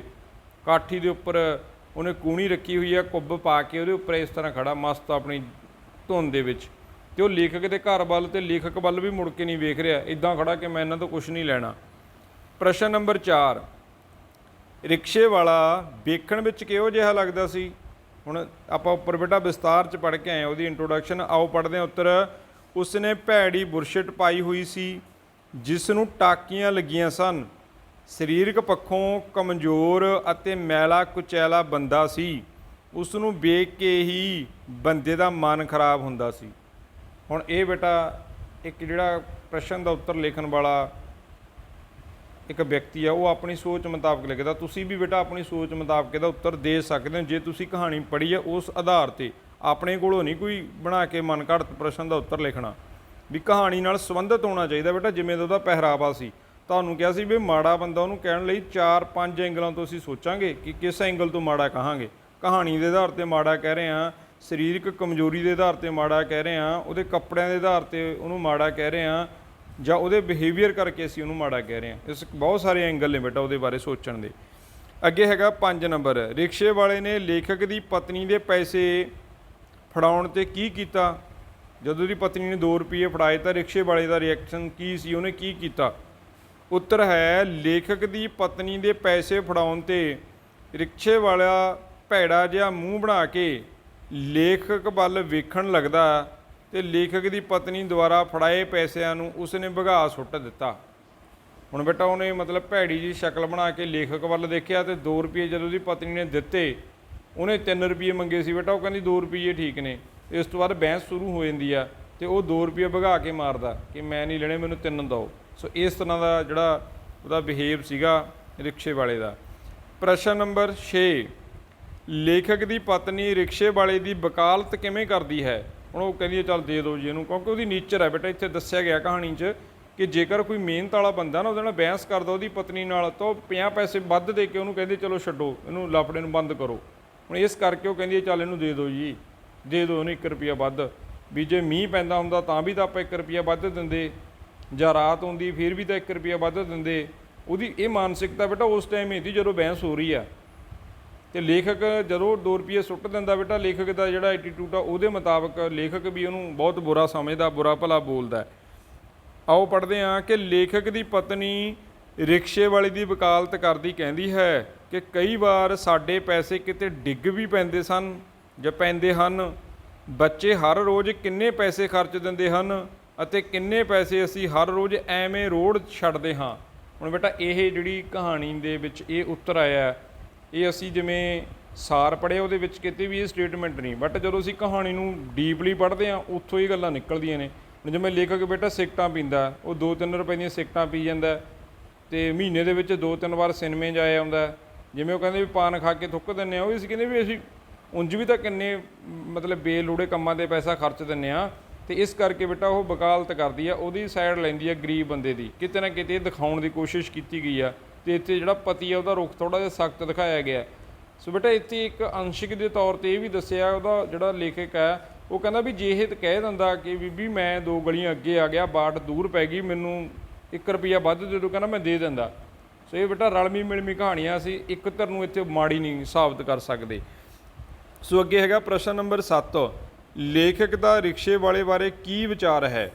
ਉੱਤਰ, ਲੇਖਕ ਦਾ ਰਿਕਸ਼ੇ ਵਾਲੇ ਬਾਰੇ ਇਹ ਵਿਚਾਰ ਹੈ ਕਿ ਉਹ ਬੇਵਕੂਫ ਹੈ ਜੋ 1 ਰੁਪਿਆ ਕਮਾਉਣ ਦੇ ਬਦਲੇ 2 ਰੁਪਏ ਵੀ ਗਵਾ ਲੈਂਦਾ ਹੈ। ਹੁਣ ਇਹ ਵੀ ਇੱਕ ਨਵੀਂ ਇਹਦਾ ਉੱਤਰ ਆਪਾਂ ਨੂੰ ਸਾਹਮਣੇ ਆਇਆ। ਹੁਣ ਲੇਖਕ ਉਹਨੂੰ ਕਹਿੰਦਾ ਵੀ ਇਸ ਬੰਦੇ ਨੇ 1 ਰੁਪਿਆ ਵੱਧ ਲੈਣ ਦੇ ਚੱਕਰ 'ਚ ਆਪਣੇ 2 ਰੁਪਏ ਵੀ ਗਵਾ ਲਏ, ਵੀ ਮੂਰਖ ਬੰਦਾ, ਬੇਵਕੂਫ ਬੰਦਾ। ਇੱਦਾਂ ਜਿਹੜਾ ਲੇਖਕ ਹੈ ਬੇਟਾ ਉਹਦੇ ਬਾਰੇ ਸੋਚਦਾ। ਸੋ ਬੇਟਾ ਇਹ ਜਿਹੜਾ ਜੇ ਅਸੀਂ ਗੱਲ ਕਰੀਏ, ਜੇ ਤੁਹਾਨੂੰ ਪਾਠ ਪੁਸਤਕ ਦੇ ਆਧਾਰ 'ਤੇ ਲੌਂਗ ਕੁਐਸਚਨ ਆਉਂਦਾ ਤਾਂ ਬੇਟਾ ਉੱਥੇ ਇਹ ਆਊਗਾ ਕਿ ਮਾੜਾ ਬੰਦਾ ਕਹਾਣੀ ਦਾ ਵਿਸ਼ਾ ਵਸਤੂ ਲਿਖੋ। ਹੁਣ ਜਿਵੇਂ ਅਸੀਂ ਉੱਪਰ ਕਹਾਣੀ ਪੜ੍ਹੀ ਆ, ਇਸੇ ਤਰ੍ਹਾਂ ਬੇਟਾ ਇਹ ਜਿਹੜਾ ਵਿਸ਼ਾ ਵਸਤੂ ਆ, ਚਲੋ ਆਪਾਂ ਇਹਨੂੰ ਇਹ ਵੀ ਪੜ੍ਹਦੇ ਹਾਂ। ਥੋੜ੍ਹੀ ਵੀਡੀਓ ਜ਼ਿਆਦਾ ਲੰਮੀ ਹੋ ਗਈ, ਸੋ ਇਸ ਕਰਕੇ ਬੋਰੀਅਤ ਮਹਿਸੂਸ ਨਹੀਂ ਕਰਨੀ, ਕਿਉਂਕਿ ਬੇਟਾ ਇਹ ਕਹਾਣੀ ਪੂਰੀ ਦੀ ਪੂਰੀ ਕਹਾਣੀ ਦਾ ਨਿਚੋੜ ਅਸੀਂ ਵੈਰੀ ਸ਼ਾਰਟ ਅਤੇ ਲੌਂਗ ਪ੍ਰਸ਼ਨਾਂ ਨਾਲ ਤੁਹਾਡੇ ਨਾਲ ਸਾਹਮਣੇ ਰੱਖ ਰਹੇ ਹਾਂ। ਸੋ ਆਓ ਪੜ੍ਹਦੇ ਹਾਂ ਅਸੀਂ ਵਿਸ਼ਾ ਵਸਤੂ ਕੀ ਆ। ਉੱਤਰ ਹੈ ਕਿ ਮਾੜਾ ਬੰਦਾ ਕਹਾਣੀ ਪ੍ਰੇਮ ਪ੍ਰਕਾਸ਼ ਦੁਆਰਾ ਲਿਖੀ ਗਈ ਹੈ। ਇਸ ਵਿੱਚ ਕਹਾਣੀਕਾਰ ਨੇ ਮੱਧ ਵਰਗ ਅਤੇ ਰਿਕਸ਼ੇ ਵਾਲੇ ਰਾਹੀਂ ਨਿਮਨ ਵਰਗ ਦੀ ਮਾਨਸਿਕਤਾ ਨੂੰ ਉਘਾੜਿਆ ਹੈ। ਇਹ ਦੱਸਿਆ ਕਿ ਪੜ੍ਹੇ ਲਿਖੇ ਲੋਕਾਂ ਦੀ ਸੋਚ ਕਿਹੋ ਜਿਹੀ ਹੈ ਕਿ ਰਿਕਸ਼ੇ ਵਾਲਿਆਂ ਦੀ ਸੋਚ ਕਿਹੋ ਜਿਹੀ ਹੈ। ਸਬਜ਼ੀ ਮੰਡੀ ਤੋਂ ਘਰ ਆਉਣ ਲਈ ਲੇਖਕ ਦੀ ਪਤਨੀ ਨੇ ਰਿਕਸ਼ੇ ਵਾਲੇ ਨੂੰ 2 ਰੁਪਏ ਕਿਰਾਇਆ ਦੇਣਾ ਮਿੱਥ ਲਿਆ ਸੀ, ਪਰ ਘਰ ਆ ਕੇ ਰਿਕਸ਼ੇ ਵਾਲੇ ਨੇ 2 ਰੁਪਏ ਲੈਣ ਤੋਂ ਮਨਾ ਕਰ ਦਿੱਤਾ। ਉਸ ਦਾ ਤਰਕ ਇਹ ਸੀ ਕਿ ਜਿੰਨੀ ਦੂਰ ਉਸ ਨੇ ਘਰ ਸਮਝਿਆ ਸੀ ਉਸ ਤੋਂ ਦੂਰ ਨਿਕਲਿਆ, ਵੀ ਮੈਂ ਸੋਚਿਆ ਸੀ ਵੀ ਇੱਥੇ ਤੱਕ ਹੋਊ ਪਰ ਉਸ ਤੋਂ ਵੀ ਜ਼ਿਆਦਾ ਦੂਰ ਨਿਕਲਿਆ। ਇਸ ਲਈ 2 ਦੀ ਥਾਂ 3 ਰੁਪਏ ਦੀ ਮੰਗ ਕਰ ਰਿਹਾ ਸੀ। ਲੇਖਕ ਗੁੱਸੇ ਵਿੱਚ ਆ ਕੇ ਰਿਕਸ਼ੇ ਵਾਲੇ ਨੂੰ ਮਾਰਨ ਲੱਗਾ ਤਾਂ ਉਹ ਰਿਕਸ਼ਾ ਲੈ ਕੇ ਤੁਰ ਪਿਆ। ਲੇਖਕ ਦਾ ਮੰਨਣਾ ਸੀ ਕਿ ਉਹ 1 ਰੁਪਿਆ ਵੱਧ ਮੰਗ ਕੇ 50 ਪੈਸੇ ਲੈਣਾ ਚਾਹੁੰਦਾ ਸੀ, ਵੀ ਚਲ 50 ਪੈਸੇ ਹੋਰ ਦੇ ਦੇਣਗੇ, ਪਰ ਉਸ ਦਾ ਤਰੀਕਾ ਗਲਤ ਸੀ। ਹੁਣ ਲੇਖਕ ਕਹਿੰਦਾ ਦਾ ਗਲਤ ਢੰਗ ਸੀ ਇਹ। ਉਸ ਨੂੰ ਨਿਮਰਤਾ ਅਤੇ ਮਿੰਨਤ ਨਾਲ ਪੈਸੇ ਮੰਗਣੇ ਚਾਹੀਦੇ ਸਨ, ਪਰ ਰਿਕਸ਼ੇ ਵਾਲੇ ਨੇ ਤਾਂ ਗੁੱਸੇ ਵਿੱਚ ਆ ਕੇ 2 ਰੁਪਏ ਵਘਾ ਸੁੱਟੇ। ਲੇਖਕ ਦੀ ਪਤਨੀ ਰਸੋਈ ਵਿੱਚ ਕੰਮ ਕਰਦੀ ਹੋਈ ਵੀ ਆਨੀ ਬਹਾਨੀ ਰਿਕਸ਼ੇ ਵਾਲੇ ਨੂੰ ਦੇਖ ਰਹੀ ਸੀ, ਪਰ ਉਹ ਰਿਕਸ਼ੇ ਵਾਲੇ ਦਾ ਰੁੱਖ ਪਾਰਕ ਵੱਲ ਕਰਕੇ ਰਿਕਸ਼ੇ ਦੀ ਕਾਠੀ 'ਤੇ ਕੂਹਣੀ ਰੱਖ ਕੇ ਝੁਕਿਆ ਖੜਾ ਸੀ। ਉਹਦਾ ਰੁੱਖ ਤਾਂ ਇੱਧਰ ਨੂੰ ਸੀ, ਪਾਰਕ ਵੱਲ, ਉਹਨਾਂ ਦੇ ਘਰ ਵੱਲ ਨੂੰ ਪਿੱਠ ਕਰੀ ਖੜਾ, ਜਿਵੇਂ ਕੋਈ ਆਕੜ ਕੇ ਖੜਾ ਹੁੰਦਾ। ਲੇਖਕ ਨੇ ਚਿੱਠੀ ਲਿਖਣੀ ਸ਼ੁਰੂ ਕਰ ਦਿੱਤੀ ਜੋ ਕਈ ਦਿਨਾਂ ਤੋਂ ਅਧੂਰੀ ਸੀ। ਲੇਖਕ ਇਸ ਚਿੱਠੀ ਰਾਹੀਂ ਆਪਣੇ ਆਪ ਨੂੰ ਬਿਜੀ ਰੱਖਣ ਦੀ ਕੋਸ਼ਿਸ਼ ਕਰ ਰਿਹਾ ਸੀ, ਪਰ ਕੋਸ਼ਿਸ਼ ਵੀ ਅਸਫਲ ਹੋਈ, ਕਿਉਂਕਿ ਚਿੱਠੀ ਨਹੀਂ ਸੀ ਬੇਟਾ ਲਿਖ ਪਾ ਰਿਹਾ। ਉਹਦਾ ਧਿਆਨ ਵਾਰ-ਵਾਰ ਆਪਣੀ ਪਤਨੀ ਵੱਲ ਜਾਂਦਾ ਅਤੇ ਕਦੇ ਰਿਕਸ਼ੇ ਵਾਲੇ ਵੱਲ। ਅੱਗੇ ਬੇਟਾ ਇੱਥੇ ਕਿਰਸੇ ਵਾਲਾ ਪਾਇਆ ਪਿਆ, ਇੱਥੇ ਲਿਖਣਾ ਰਿਕਸ਼ੇ ਵਾਲੇ ਦੀ ਪਿੱਠ ਝੁਕੀ ਹੋਈ ਅਤੇ ਬੁਰਸ਼ਟ ਨੂੰ ਹੋਰ ਕਿਸੇ ਰੰਗ ਦੀ ਟਾਕੀ ਲੱਗੀ ਹੋਈ ਸੀ। ਉਹਦੀ ਆਇਡੈਂਟੀਟੀ ਆ ਗਈ ਹੁਣ। ਲੱਤਾਂ ਪਤਲੀਆਂ ਕਾਲੀਆਂ ਅਤੇ ਉਸਨੇ ਕੱਛਾ ਪਾਇਆ ਹੋਇਆ ਸੀ। ਲੇਖਕ ਅੰਦਰੋਂ ਅੰਦਰੀ ਇੰਨਾ ਖਿਝਿਆ ਹੋਇਆ ਸੀ ਕਿ ਉਸ ਦਾ ਦਿਲ ਕੀਤਾ ਕਿ ਉਸ ਦੀਆਂ ਬਾਹਾਂ ਮਰੋੜ ਸੁੱਟੇ, ਪਰ ਕਮੀਨੇ ਬੰਦੇ ਦੇ ਮੂੰਹ ਨਹੀਂ ਸੀ ਲੱਗਣਾ ਚਾਹੁੰਦਾ। ਹੁਣ ਲੇਖਕ ਉਹਦੇ ਬਾਰੇ ਬੇਟਾ ਇੱਦਾਂ ਦੇ ਆਪਣੇ ਵਿਚਾਰ ਮਨ 'ਚ ਲੈ ਕੇ ਆਉਂਦਾ। ਚਾਹ ਦਾ ਕੱਪ ਦਿੰਦੀ ਹੋਈ ਲੇਖਕ ਦੀ ਪਤਨੀ ਨੇ ਕਿਹਾ ਕਿ ਉਸ ਨੂੰ 3 ਰੁਪਏ ਦੇ ਦੇਣੇ ਚਾਹੀਦੇ ਹਨ, ਕਿਉਂਕਿ ਪੈਸੇ ਸਾਡੇ ਕੋਲੋਂ ਡਿੱਗ ਵੀ ਪੈਂਦੇ ਹਨ ਅਤੇ ਬੱਚੇ ਵੀ ਰੋਜ਼ 3 ਰੁਪਏ ਖਰਚ ਲੈਂਦੇ ਨੇ। ਇਸ ਤੋਂ ਇਲਾਵਾ 2.5-3 ਰੁਪਏ ਦੀਆਂ ਲੇਖਕ ਵੀ ਸਿਗਰਟਾਂ ਫੂਕ ਛੱਡਦਾ ਹੈ, ਪਰ ਇਸ ਸਭ ਦਾ ਲੇਖਕ 'ਤੇ ਕੋਈ ਅਸਰ ਨਾ ਹੋਇਆ। ਗਾਹਕ ਆਉਣ 'ਤੇ ਵੀ ਰਿਕਸ਼ੇ ਵਾਲਾ ਜਾਣ ਤੋਂ ਮਨਾ ਕਰ ਦਿੰਦਾ ਹੈ, ਜਿਸ 'ਤੇ ਲੇਖਕ ਉਸ ਨੂੰ ਜਾਹਲ ਕਹਿੰਦਾ ਹੈ। ਗੁੱਸੇ ਵਿੱਚ ਆ ਕੇ ਲੇਖਕ ਰਿਕਸ਼ੇ ਵਾਲੇ ਦੀ ਸ਼ਿਕਾਇਤ ਪੁਲਿਸ ਕੋਲ ਕਰਨ ਦਾ ਮਨ ਬਣਾ ਲੈਂਦਾ ਹੈ, ਪਰ ਇਸ ਤੋਂ ਇਲਾਵਾ ਰਿਕਸ਼ੇ ਵਾਲਾ ਚਲਾ ਜਾਂਦਾ ਹੈ। ਫਿਰ ਲੇਖਕ ਦੀ ਪਤਨੀ ਦੋਵੇਂ ਜਣੇ ਸੁਰਖਰੂ ਹੋ ਕੇ ਲਾਨ ਵਿੱਚ ਬੈਠ ਕੇ ਗੱਲਾਂ ਕਰਦੇ ਹਨ। ਸੋ ਬੇਟਾ ਇਹ ਜਿਹੜਾ ਕਹਾਣੀ ਦਾ ਵਿਸ਼ਾ ਵਸਤੂ ਆ, ਅਸੀਂ ਜਿਵੇਂ ਹੁਣ ਇਸ ਕਹਾਣੀ ਨੂੰ ਪੜ੍ਹ ਕੇ ਜੋ ਚੀਜ਼ ਸਮਝੇ ਬੇਟਾ ਉਹਨਾਂ ਨੂੰ ਆਪਣੇ ਸ਼ਬਦਾਂ ਦੇ ਵਿੱਚ ਤੁਸੀਂ ਲਿਖ ਸਕਦੇ ਹੋ। ਉਹ ਇਹ ਗੱਲ ਹੈ ਵੀ ਕਿ ਇਸ ਕਹਾਣੀ ਦੇ ਵਿੱਚ ਕਿਹੜੀ ਚੀਜ਼ ਨੂੰ ਪੇਸ਼ ਕੀਤਾ ਗਿਆ, ਉਹ ਇਹਦਾ ਵਿਸ਼ਾ ਵਸਤੂ ਹੈ। ਸੋ ਇਹਦੇ ਵਿੱਚੋਂ ਬੇਟਾ ਤੁਸੀਂ ਸਮਝ ਕੇ ਆਪਣੇ ਵਿਚਾਰਾਂ ਦੇ ਵਿੱਚ ਵੀ ਇਹਦਾ ਉੱਤਰ ਦੇ ਸਕਦੇ ਹੋ, ਪਰ ਜਿਹੜੇ ਤੁਹਾਡੇ ਵਿਚਾਰ ਨੇ ਬੇਟਾ ਉਹ ਕਹਾਣੀ ਨਾਲ ਸੰਬੰਧਿਤ ਹੋਣੇ ਚਾਹੀਦੇ ਨੇ, ਕਹਾਣੀ ਦੇ ਉਲਟ ਨਹੀਂ ਹੋਣੇ ਚਾਹੀਦੇ। ਆਓ ਪਾਤਰ ਚਿਤਰਨ ਦੇ ਵਿੱਚ ਪੜ੍ਹਦੇ ਹਾਂ ਕਿ ਰਿਕਸ਼ੇ ਵਾਲੇ ਦਾ ਜੇਕਰ ਅਸੀਂ ਪਾਤਰ ਚਿਤਰਨ ਕਰੀਏ ਤਾਂ ਕਿੱਦਾਂ ਦਾ ਆਊਗਾ। ਬੇਟਾ ਜੇ ਤੁਹਾਨੂੰ ਲੌਂਗ ਕੁਐਸਚਨ ਆਉਂਦੇ ਨੇ ਤਾਂ ਇਹਦਾ ਵਿਸ਼ਾ ਵਸਤੂ ਵੀ ਆ ਸਕਦਾ, ਜੇ ਨਹੀਂ ਵਿਸ਼ਾ ਵਸਤੂ ਆਉਂਦਾ ਤਾਂ ਇਹਦੇ ਪਾਤਰ ਚਿਤਰਨ ਆ ਜਾਣਗੇ, ਕਰੈਕਟਰ ਸਕੈਚ ਲਿਖਣਾ ਆ ਜਾਊਗਾ। ਹੁਣ ਰਿਕਸ਼ੇ ਵਾਲੇ ਬਾਰੇ ਤੁਸੀਂ ਵਿਚਾਰ ਲਿਖਣੇ ਨੇ, ਕੀ ਲਿਖੋਗੇ ਆਓ ਪੜ੍ਹਦੇ ਹਾਂ। ਕਹਾਣੀ ਮਾੜਾ ਬੰਦਾ ਵਿੱਚ ਮਾੜਾ ਬੰਦਾ ਰਿਕਸ਼ੇ ਵਾਲੇ ਨੂੰ ਕਿਹਾ ਗਿਆ ਹੈ। ਰਿਕਸ਼ੇ ਵਾਲਾ ਇੱਕ ਗਰੀਬੜਾ, ਕਮਜ਼ੋਰ ਤੇ ਗੰਦਾ ਜਿਹਾ ਦਿਖਣ ਵਾਲਾ ਵਿਅਕਤੀ ਸੀ।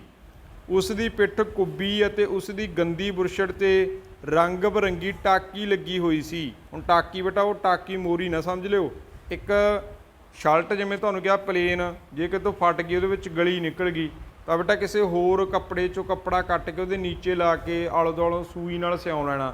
ਜਿਹੜੀ ਉਹ ਚੀਜ਼ ਅਲੱਗ ਰੰਗ ਦਾ ਕੱਪੜਾ ਸ਼ਰਟ ਦੀ ਉਸ ਫਟੀ ਹੋਈ ਚੀਜ਼ ਨੂੰ ਕਵਰ ਕਰਦਾ, ਉਹਨੂੰ ਟਾਕੀ ਕਿਹਾ ਜਾਂਦਾ ਬੇਟਾ। ਪੁਰਾਣੇ ਸਮੇਂ ਇਹ ਚੀਜ਼ਾਂ ਆਮ ਲੋਕਾਂ ਦੇ ਪਹਿਰਾਵਿਆਂ 'ਚ ਹੁੰਦੀਆਂ ਸੀ ਗਰੀਬੀ ਕਰਕੇ। ਉਸ ਦੀਆਂ ਕਾਲੀਆਂ ਸੁੱਕੀਆਂ ਲੱਤਾਂ ਸਨ ਅਤੇ ਉਸਨੇ ਕੱਛਾ ਪਾਇਆ ਹੋਇਆ ਸੀ। ਉਸ ਦੇ ਸਿਰ ਦੇ ਵਾਲ ਮੈਲੇ ਤੇ ਉਲਝੇ ਹੋਏ ਸਨ। ਕਹਾਣੀ ਵਿੱਚੋਂ ਉਸ ਦੇ ਪਾਤਰ ਦੇ ਕੁਝ ਪੱਖ ਹੋਰ ਉਗੜ ਕੇ ਸਾਹਮਣੇ ਆਏ ਹਨ। ਆਓ ਸਮਝਦੇ ਹਾਂ। ਹੱਕ ਨਾ ਮਿਲਣ ਤੇ ਆੜਨ ਵਾਲਾ। ਉੱਤਰ ਇਹਦੇ ਸੰਬੰਧ 'ਚ ਅਸੀਂ ਕੀ ਦੇਵਾਂਗੇ ਕਿ ਜਦੋਂ ਉਸ ਨੂੰ ਆਪਣਾ ਹੱਕ ਨਹੀਂ ਮਿਲਦਾ ਤਾਂ ਉਹ 2 ਰੁਪਏ ਵੀ ਵਗਾ ਸੁੱਟਦਾ ਹੈ। ਉਹ 2 ਰੁਪਏ ਵੀ ਨਹੀਂ ਲੈਂਦਾ, ਸਗੋਂ ਆਪਣੇ ਹੱਕ ਨੂੰ ਲੈਣ ਲਈ ਉਹ ਅੜ ਜਾਂਦਾ ਹੈ ਜਾਂ ਆਪਣੇ ਹੱਕ ਵਿੱਚ ਹੀ ਉਹ ਯਕੀਨ ਰੱਖਦਾ ਹੈ। 2 ਨੰਬਰ ਪੁਆਇੰਟ ਹੈ ਬੇਟਾ ਗਰੀਬੀ ਅਤੇ ਹਾਲਾਤਾਂ ਦਾ ਮਾਰਿਆ ਹੋਇਆ। ਉਹਦੇ ਕੱਪੜੇ ਤੇ ਉਹਦੀ ਦਿੱਖ ਬੇਟਾ ਦੱਸਦੀ ਹੈ ਕਿ ਵਿਚਾਰਾ ਕਿੰਨਾ ਕੁ ਉਹ ਅਮੀਰ ਆ ਜਾਂ ਕਿ ਉਹਦੀ ਫਾਈਨੈਂਸ਼ੀਅਲੀ ਕੰਡੀਸ਼ਨ ਕਿੱਦਾਂ ਦੀ ਆ। ਰਿਕਸ਼ੇ ਵਾਲੇ ਦੀ ਸ਼ਕਲ ਅਤੇ ਪਹਿਰਾਵੇ ਤੋਂ ਸਾਬਤ ਹੁੰਦਾ ਹੈ ਕਿ ਉਹ ਹਾਲਾਤਾਂ ਦਾ ਮਾਰਿਆ ਹੋਇਆ ਵਿਅਕਤੀ ਹੈ। ਇੰਤਜ਼ਾਰ ਕਰਨ ਵਾਲਾ। ਰਿਕਸ਼ੇ ਵਾਲਾ ਆਪਣੇ ਹੱਕ ਮਿਲਣ ਦਾ ਇੰਤਜ਼ਾਰ ਕਰਦਾ ਹੈ। ਉਹ ਪਾਰਕ ਦੇ ਮੂਹਰੇ ਰਿਕਸ਼ਾ ਖੜਾ ਕਰਕੇ ਕਾਫੀ ਚਿਰ ਉਡੀਕ ਕਰਦਾ ਹੈ ਵੀ ਕੋਈ ਚਲੋ ਘਰੋਂ ਆ ਕੇ ਮੈਨੂੰ ਹੋ ਸਕਦਾ 3 ਰੁਪਏ ਦੇ ਜੇ। ਆਪਣੀ ਪਰਿਸਥਿਤੀ ਨੂੰ ਜਾਣਨ ਵਾਲਾ। ਰਿਕਸ਼ੇ ਵਾਲੇ ਨਾਲ ਜਦ ਲੇਖਕ ਲੜਨ ਲਈ ਆਉਂਦਾ ਹੈ ਤਾਂ ਆਪਣੇ ਆਪ ਨੂੰ ਗਰੀਬ ਤੇ ਮਾੜਾ ਬੰਦਾ ਕਹਿ ਕੇ ਤੁਰ ਪੈਂਦਾ ਕਿ ਮੈਂ ਗਰੀਬ ਆ, ਮਾੜਾ। ਉਹ ਆਪਦੀ ਪਰਿਸਥਿਤੀ ਨੂੰ ਜਾਣਦਾ ਕਿ ਜੇ ਹੁਣ ਮੈਂ ਬਹਿਸ ਕਰੂੰਗਾ ਜਾਂ ਤਾਂ ਇਹ ਮੈਨੂੰ ਮਾਰ ਦੂਗਾ, ਕੁੱਟੂਗਾ, ਜਾਂ ਵੀ ਮੈਂ ਇਹਦਾ ਮੁਕਾਬਲਾ ਨਹੀਂ ਕਰ ਸਕਦਾ, ਮੈਂ ਕਮਜ਼ੋਰ ਸਿਹਤ ਪੱਖੋਂ ਵੀ ਹਾਂ, ਆਰਥਿਕ ਪੱਖੋਂ ਵੀ, ਇਸ ਕਰਕੇ ਉਹ ਲੜਾਈ ਨਾ ਕਰਦਾ ਹੋਇਆ ਅੱਗੇ ਵਗ ਜਾਂਦਾ। ਸਬਰ ਨਾਲ ਉੱਤੇ ਖੜ ਜਾਂਦਾ ਵੀ ਖਬਰ ਉਹਨਾਂ ਦੇ ਮਨ 'ਚ ਦਇਆ ਦਲੀ ਆ ਜੇ, ਕੋਈ ਮੈਨੂੰ ਪੈਸੇ ਦੇ ਜਾਣ। ਸੋ ਇਹ ਬੇਟਾ ਉਹਦੇ ਰਿਕਸ਼ੇ ਵਾਲੇ ਦੀ ਨੇਚਰ ਦੀਆਂ ਗੱਲਾਂ ਨੇ। ਸੋ ਇਹਦੇ ਪੱਖ ਤੇ ਵਿਪੱਖ ਦੇ ਵਿੱਚ ਬੇਟਾ ਤੁਸੀਂ ਬਹੁਤ ਸਾਰੇ ਪੁਆਇੰਟ ਕਹਾਣੀ ਦੇ ਅਕੋਰਡਿੰਗ ਪੜ੍ਹ ਕੇ ਹੋਰ ਵੀ ਐਡ ਕਰ ਸਕਦੇ ਹੋ। ਇਹ ਬਹੁਤ ਘੱਟ ਪੁਆਇੰਟ ਨੇ, ਇਹਦੇ ਵਿੱਚ ਬਹੁਤ ਸਾਰੀਆਂ ਗੱਲਾਂ ਨੂੰ ਤੁਸੀਂ ਆਪਣੀ ਸਮਝ ਮੁਤਾਬਕ, ਜਿਵੇਂ ਤੁਹਾਨੂੰ ਬੇਟਾ ਉੱਪਰ ਕਹਾਣੀ ਅਸੀਂ ਪੜ੍ਹ ਕੇ ਸੁਣਾਈ ਆ ਪੂਰੀ ਡਿਟੇਲ ਦੇ ਵਿੱਚ, ਇਹਦੇ ਵਿੱਚੋਂ ਵੀ ਬੇਟਾ ਪੁਆਇੰਟ ਬਣਾ ਕੇ ਤੁਸੀਂ ਐਡ ਕਰ ਸਕਦੇ ਹੋ। ਸੋ ਅੱਗੇ ਅਸੀਂ ਗੱਲ ਕਰਦੇ ਹਾਂ 2 ਨੰਬਰ ਪਾਤਰ ਚਿੱਤਰਣ ਦੀ, ਕਿ ਲੇਖਕ ਦੀ ਪਤਨੀ ਦਾ ਪਾਤਰ ਚਿੱਤਰਣ ਕਰੋ। ਉਹ ਕਿੱਦਾਂ ਦੀ ਆ ਲੇਖਕ ਦੀ ਪਤਨੀ? ਮਾੜਾ ਬੰਦਾ ਕਹਾਣੀ ਵਿੱਚ ਲੇਖਕ ਦੀ ਪਤਨੀ ਦਾ ਚਰਿੱਤਰ ਅਹਿਮ ਭੂਮਿਕਾ ਅਦਾ ਕਰਦਾ ਹੈ। ਲੇਖਕ ਦੀ ਪਤਨੀ ਸਬਜ਼ੀ ਮੰਡੀ ਤੋਂ ਇੱਕ ਰਿਕਸ਼ੇ ਵਾਲਾ 2 ਰੁਪਏ ਵਿੱਚ ਕਿਰਾਏ 'ਤੇ ਲੈ ਲੈਂਦੀ ਹੈ। ਘਰ ਪਹੁੰਚ ਕੇ ਕੀਤੇ ਇਕਰਾਰ ਅਨੁਸਾਰ ਪੈਸੇ ਵੀ ਦੇ ਦਿੰਦੀ ਹੈ। ਇੱਥੇ ਹੀ ਅਸਲ ਕਹਾਣੀ ਦੀ ਸ਼ੁਰੂਆਤ ਹੁੰਦੀ ਹੈ। ਕਹਾਣੀ ਵਿੱਚ ਪੇਸ਼ ਲੇਖਕ ਦੀ ਪਤਨੀ ਦਾ ਪਾਤਰ ਚਿੱਤਰਣ ਹੇਠ ਲਿਖੇ ਅਨੁਸਾਰ ਹੈ। ਛੇਤੀ ਪਿਘਲ ਜਾਣ ਵਾਲੀ। ਹੁਣ ਆਪਾਂ ਉੱਪਰ ਵੀ ਗੱਲ ਕਰੀ ਆ, ਜੇ ਕੋਈ ਬੰਦਾ ਮਜ਼ਦੂਰੀ ਵਾਲਾ ਉਹਦੇ ਨਾਲ ਬਹਿਸ ਕਰਦਾ ਤਾਂ ਉਹਨੂੰ 2-5 ਪੈਸੇ ਵੱਧ ਦੇ ਕੇ ਉਹ ਉੱਥੇ ਕਹਾਣੀ ਨੂੰ ਖ਼ਤਮ ਕਰ ਦਿੰਦੀ ਹੈ ਕਿ ਬਹਿਸ ਨਹੀਂ ਕਰਨਾ ਪਸੰਦ ਕਰਦੀ। ਲੇਖਕ ਦੀ ਪਤਨੀ ਰਿਕਸ਼ੇ ਵਾਲੇ ਨੂੰ 3 ਰੁਪਏ ਦੇਣ ਲਈ ਤਿਆਰ ਸੀ। ਉਸ ਨੂੰ ਲੱਗਦਾ ਸੀ ਕਿ 2-2.5 ਰੁਪਏ ਦੀ ਤਾਂ ਲੇਖਕ ਸਿਗਰਟ ਪੀ ਲੈਂਦਾ ਹੈ, 2-3 ਰੁਪਏ ਉਹਨਾਂ ਦੇ ਬੱਚੇ ਖਰਚ ਲੈਂਦੇ ਹਨ, ਪਰ ਜੇ ਪੈਸੇ ਡਿੱਗ ਵੀ ਸਕਦੇ ਸਨ ਜਾਂ ਪੈਸੇ ਡਿੱਗ ਵੀ ਜਾਂਦੇ ਹਨ, ਇਸ ਲਈ ਪੈਸੇ ਦੇ ਦੇਣੇ ਚਾਹੀਦੇ ਹਨ। ਸੋ ਇਸ ਤਰ੍ਹਾਂ ਬੇਟਾ ਉਹਦੇ ਮਨ 'ਚ ਬਹੁਤ ਸਾਰੀਆਂ ਗੱਲਾਂ ਇੱਕੋ ਟਾਈਮ ਘੁੰਮਦੀਆਂ ਨੇ, ਤਾਂ ਬੇਟਾ ਉਹ 3 ਰੁਪਏ ਦੇਣ ਦਾ ਫੈਸਲਾ ਵੀ ਕਰ ਲੈਂਦੀ ਹੈ। ਅਤੇ ਜਦੋਂ ਬੇਟਾ ਉਹ ਪੈਸੇ ਭਗਾ ਕੇ ਮਾਰਦਾ ਅਤੇ ਉਹਦੇ ਪਤੀ ਨੂੰ ਗੁੱਸਾ ਆ ਜਾਂਦਾ। ਇਸ ਕਰਕੇ ਜਿਹੜੀ ਇੱਥੇ ਕਹਾਣੀ ਦੇ ਵਿੱਚ ਬਹਿਸਬਾਜ਼ੀ ਸ਼ੁਰੂ ਹੁੰਦੀ ਆ, ਉੱਥੇ 3 ਰੁਪਏ ਦੇ ਕੇ ਇਹਦੀ ਪਤਨੀ ਬੇਟਾ ਮਸਲੇ ਨੂੰ ਸੁਲਝਾ ਨਹੀਂ ਪਾਉਂਦੀ। ਇੱਥੇ ਉਹ ਕਹਾਣੀ ਅੱਗੇ ਅੱਗੇ ਵੱਧਦੀ ਜਾਂਦੀ ਆ। ਅੱਗੇ ਹੈਗਾ ਪਤੀ ਅਨੁਸਾਰ ਚੱਲਣ ਵਾਲੀ, ਕਿਉਂਕਿ ਉਹਦੇ ਪਤੀ ਦੇ ਸਾਹਮਣੇ ਗੱਲਬਾਤ ਬਹਿਸ ਹੋਈ ਆ, ਇਸ ਕਰਕੇ ਉਹ ਰਿਕਸ਼ੇ ਵਾਲੇ ਵੱਲ ਨਾ ਖੜ੍ਹ ਕੇ ਆਪਣੇ ਪਤੀ ਵਾਲੇ ਪਾਸੇ ਖੜ੍ਹ ਕੇ ਉਸ ਸਾਰੀ ਕਹਾਣੀ ਦਾ ਹਿੱਸਾ ਬਣਦੀ ਹੈ। ਲੇਖਕ ਦੀ ਪਤਨੀ ਚਾਹੁੰਦੀ ਹੋਈ ਵੀ ਰਿਕਸ਼ੇ ਵਾਲੇ ਨੂੰ ਪੈਸੇ ਨਹੀਂ ਦਿੰਦੀ, ਕਿਉਂਕਿ ਲੇਖਕ ਨੇ ਉਸ ਨੂੰ ਮਨਾ ਕਰ ਦਿੱਤਾ ਵੀ ਨਹੀਂ ਇਹਨੂੰ ਪੈਸੇ ਨਹੀਂ ਦੇਣੇ, ਇਸ ਕਰਕੇ ਉਹਨੇ ਨਹੀਂ ਦਿੱਤੇ। ਰਿਕਸ਼ੇ ਵਾਲੇ ਲਈ ਚਿੰਤਾ ਤੁਰ, ਉਹਨੂੰ ਟੈਨਸ਼ਨ ਵੀ ਹੈ ਉਹਦੇ ਪ੍ਰਤੀ। ਉਹ ਬਾਰ-ਬਾਰ ਆਨੇ ਬਹਾਨੇ ਰਿਕਸ਼ੇ ਵਾਲੇ ਨੂੰ ਦੇਖਦੀ ਹੈ। ਉਹ ਰਿਕਸ਼ੇ ਵਾਲੇ ਨੂੰ ਪੈਸੇ ਦੇ ਦੇਣਾ ਚਾਹੁੰਦੀ ਹੈ ਤਾਂ ਕਿ ਮਸਲਾ ਹੱਲ ਹੋ ਜਾਵੇ, ਪਰ ਪਤੀ ਹਉਮੈ ਅੱਗੇ ਕੁਝ ਨਹੀਂ ਕਰਦੀ। ਉਹ ਫਿਰ ਪਤੀ ਦੀ ਹਉਮੈ ਆ ਉਹਦੇ ਅੱਗੇ ਉਹਦੀ ਕੋਈ ਪੇਸ਼ ਨਹੀਂ ਜਾਂਦੀ। ਉਹ ਕਹਿੰਦਾ ਦੇਣੇ ਨਹੀਂ ਇਹਨੂੰ ਪੈਸੇ, ਉਹਦਾ ਪਤੀ ਜਿਹੜਾ ਪੂਰਾ ਜਿੱਦੀ ਬੰਦਾ, ਅਸੀਂ ਇਹ ਕਹਿ ਲਓ ਵੀ ਪੂਰੀ ਜਿੱਦ ਕਰਦਾ। ਅੱਗੇ ਹੈਗਾ ਬੇਟਾ ਪ੍ਰਸ਼ਨ ਨੰਬਰ 4, मतलब पॉइंट नंबर 4, मध्य वर्गी श्रेणी की सोच वाली। हुण जिहड़ी लेखक की पत्नी है बेटा वो मध्य वर्गी परिवार की सोच की प्रतिनिधिता करती है। मध्य वर्गी हुंदा सेंटर वाला, ना वो अमीर आ ना ज़्यादा गरीब आ। वो मसले नूं हर हालत विच हल करके सुरखरू हो जाना चाहुंदी है। वो कहती है कि जिहड़ी ये लड़ाई झगड़ा खड़ा हो रहा है इहनूं किसी ना किसी ढंग नाल मैं नजिठ लवां। हक मारन दा एहसास, आखिर ते बेटा उन्होंने हुंदा भी ਉਹਦੇ 3 ਰੁਪਏ ਜਿਹੜੇ ਅਸੀਂ ਨੇ ਮਾਰ ਲਏ, ਇਹਨਾਂ ਦਾ ਕੀ ਕਰਾਂਗੇ। कहानी के एंड ते वो बैठ के प्लान करते हैं लॉन्च भी ਹੁਣ 3 ਰੁਪਈਆਂ ਦਾ ਕੀ ਕਰੀਏ। ਉਹ 3 ਰੁਪਏ ਪਿੰਗਲਵਾੜੇ ਨੂੰ ਦੇਣਾ ਚਾਹੁੰਦੇ ਨੇ ਤੇ ਜਿਹੜੇ 50 ਪੈਸੇ ਉਹ ਵੱਧ ਦਿੰਦੀ ਹੁੰਦੀ ਉਹ ਕਹਿੰਦੀ ਆਪਾਂ ਚਲੋ ਮੰਗਤੇ ਨੂੰ ਦੇ ਆਵਾਂਗੇ। ਐਂਡ ਤੇ ਉਹਨੂੰ ਰਿਅਲਾਈਜ਼ ਵੀ ਹੁੰਦਾ ਵੀ ਅਸੀਂ ਜੋ ਕੀਤਾ ਉਹ ਸਹੀ ਨਹੀਂ ਹੋਇਆ। ਅੰਤ ਤੇ ਜਦੋਂ ਰਿਕਸ਼ੇ ਵਾਲਾ ਚਲਾ ਜਾਂਦਾ ਹੈ ਤਾਂ ਲੇਖਕ ਤੇ ਉਸ ਦੀ ਪਤਨੀ ਲਾਨ ਵਿੱਚ ਬੈਠ ਕੇ 3 ਰੁਪਏ ਪਿੰਗਲਵਾੜੇ ਅਤੇ 50 ਪੈਸੇ ਕਿਸੇ ਮੰਗਤੇ ਨੂੰ ਦੇਣ ਦੀਆਂ ਗੱਲਾਂ ਕਰਦੇ ਹਨ। ਇਸ ਤੋਂ ਇਹ ਸਾਬਤ ਹੁੰਦਾ ਹੈ ਕਿ ਉਹ ਰਿਕਸ਼ੇ ਵਾਲੇ ਦਾ ਹੱਕ ਮਾਰਨ ਦਾ ਅੰਦਰੋਂ ਉਹਨਾਂ ਨੂੰ ਜਿਹੜਾ ਅਹਿਸਾਸ ਉਹ ਹੋ ਚੁੱਕਿਆ ਸੀ ਜਾਂ ਉਹਨਾਂ ਨੂੰ ਇਸ ਗੱਲ ਦਾ ਅਹਿਸਾਸ ਹੋ ਜਾਂਦਾ ਹੈ। ਸੋ ਬੇਟਾ ਇਹ ਸੀਗੇ ਤੁਹਾਡੇ ਪਾਤਰ ਚਿੱਤਰਨ। ਕਹਾਣੀ ਦੇ ਵਿੱਚ ਬੇਟਾ ਪਤਨੀ ਹੈ ਜਿਹੜੀ ਉਹਦਾ ਪਾਤਰ ਚਿੱਤਰਨ ਤੁਹਾਡੇ ਕੋਲੇ ਜਿਹੜਾ ਵਿਚਾਰ ਆਪਾਂ ਨੇ ਦਿੱਤੇ ਨੇ ਇਸ ਦੀ ਜਾਣਕਾਰੀ ਪਹੁੰਚ ਚੁੱਕੀ ਹੈ ਤੁਹਾਡੇ ਕੋਲੇ। ਤੇ ਅੱਗੇ ਉੱਪਰ ਬੇਟਾ ਇਹਦੇ ਵਿੱਚ ਅਸੀਂ ਪੜ੍ਹਿਆ ਰਿਕਸ਼ੇ ਵਾਲੇ ਦਾ ਪਾਤਰ ਚਿੱਤਰਨ। ਇਹ ਵੀ ਇੱਕ ਮਹੱਤਵਪੂਰਨ ਪਾਤਰ ਹੈ ਬੇਟਾ ਇਸ ਕਹਾਣੀ ਦੇ ਵਿੱਚੋਂ ਪੇਪਰ ਦੇ ਵਿੱਚ ਆ ਸਕਦਾ। ਸੋ ਜਿਹੜਾ ਇਸ ਕਹਾਣੀ ਦਾ ਵਿਸ਼ਾ ਵਸਤੂ ਆ ਲੌਂਗ ਪ੍ਰਸ਼ਨ ਉੱਤਰਾਂ ਦੇ ਵਿੱਚ ਬੇਟਾ ਉਹ ਵੀ ਤੁਹਾਡੇ ਤੋਂ ਐਗਜ਼ਾਮੀਨਰ ਜਿਹੜਾ ਪੁੱਛ ਸਕਦਾ।